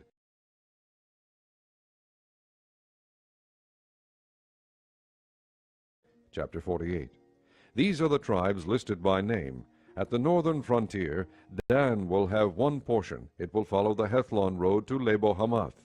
Hazar-Enan and the northern border of Damascus next to Hamath will be part of its border from the east side to the west side. Asher will have one portion. It will border the territory of Dan from east to west. Naphtali will have one portion. It will border the territory of Asher from east to west. Manasseh will have one portion. It will border the territory of Naphtali from east to west. Ephraim will have one portion. It will border the territory of Manasseh from east to west. Reuben will have one portion. It will border the territory of Ephraim from east to west. Judah will have one portion. It will border the territory of Reuben from east to west.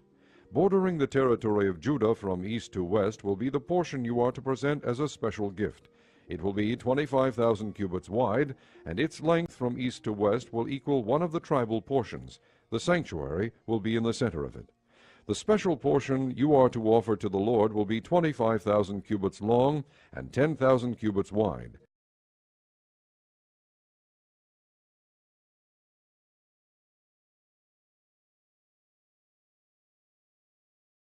This will be the sacred portion for the priests. It will be 25,000 cubits long on the north side, 10,000 cubits wide on the west side, 10,000 cubits wide on the east side, and 25,000 cubits long on the south side. In the center of it will be the sanctuary of the Lord. This will be for the consecrated priests, the Zedekites, who were faithful in serving me and did not go astray as the Levites did when the Israelites went astray. It will be a special gift to them from the sacred portion of the land, a most holy portion bordering the territory of the Levites. Alongside the territory of the priests, the Levites will have an allotment 25,000 cubits long and 10,000 cubits wide. Its total length will be 25,000 cubits, and its width 10,000 cubits. They must not sell or exchange any of it. This is the best of the land, and must not pass into other hands, because it is holy to the Lord. The remaining area, 5,000 cubits wide and 25,000 cubits long, will be for the common use of the city, for houses and for pasture land. The city will be in the center of it, and will have these measurements: the north side 4,500 cubits, the south side 4,500 cubits, the east side 4,500 cubits, and the west side 4,500 cubits.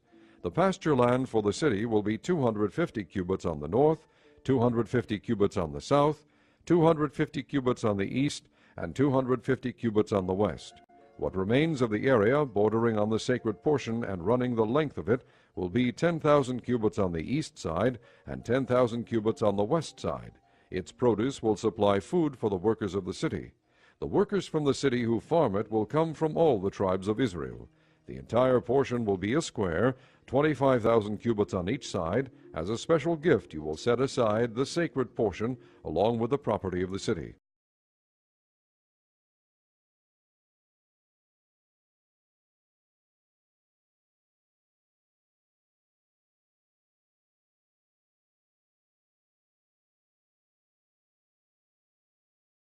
What remains on both sides of the area formed by the sacred portion and the city property will belong to the prince. It will extend eastward from the 25 cubits of the sacred portion to the eastern border, and westward from the 25,000 cubits to the western border. Both these areas running the length of the tribal portions will belong to the prince, and the sacred portion with the temple sanctuary will be in the center of them. So the property of the Levites and the property of the city will lie in the center of the area that belongs to the prince. The area belonging to the prince will lie between the border of Judah and the border of Benjamin. As for the rest of the tribes, Benjamin will have one portion. It will extend from the east side to the west side. Simeon will have one portion. It will border the territory of Benjamin from east to west. Issachar will have one portion. It will border the territory of Simeon from east to west. Zebulun will have one portion. It will border the territory of Issachar from east to west. Gad will have one portion. It will border the territory of Zebulun from east to west. The southern boundary of Gad will run south from Tamar to the waters of Meribah Kadesh, then along the Wadi of Egypt to the Great Sea. This is the land you are to allot as an inheritance to the tribes of Israel, and these will be their portions, declares the sovereign Lord.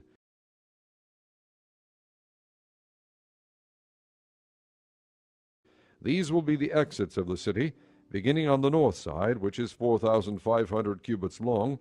The gates of the city will be named after the tribes of Israel. The three gates on the north side will be the gate of Reuben, the gate of Judah, and the gate of Levi. On the east side, which is 4,500 cubits long, will be three gates, the gate of Joseph, the gate of Benjamin, and the gate of Dan. On the south side, which measures 4,500 cubits, will be three gates, the gate of Simeon, the gate of Issachar, and the gate of Zebulun.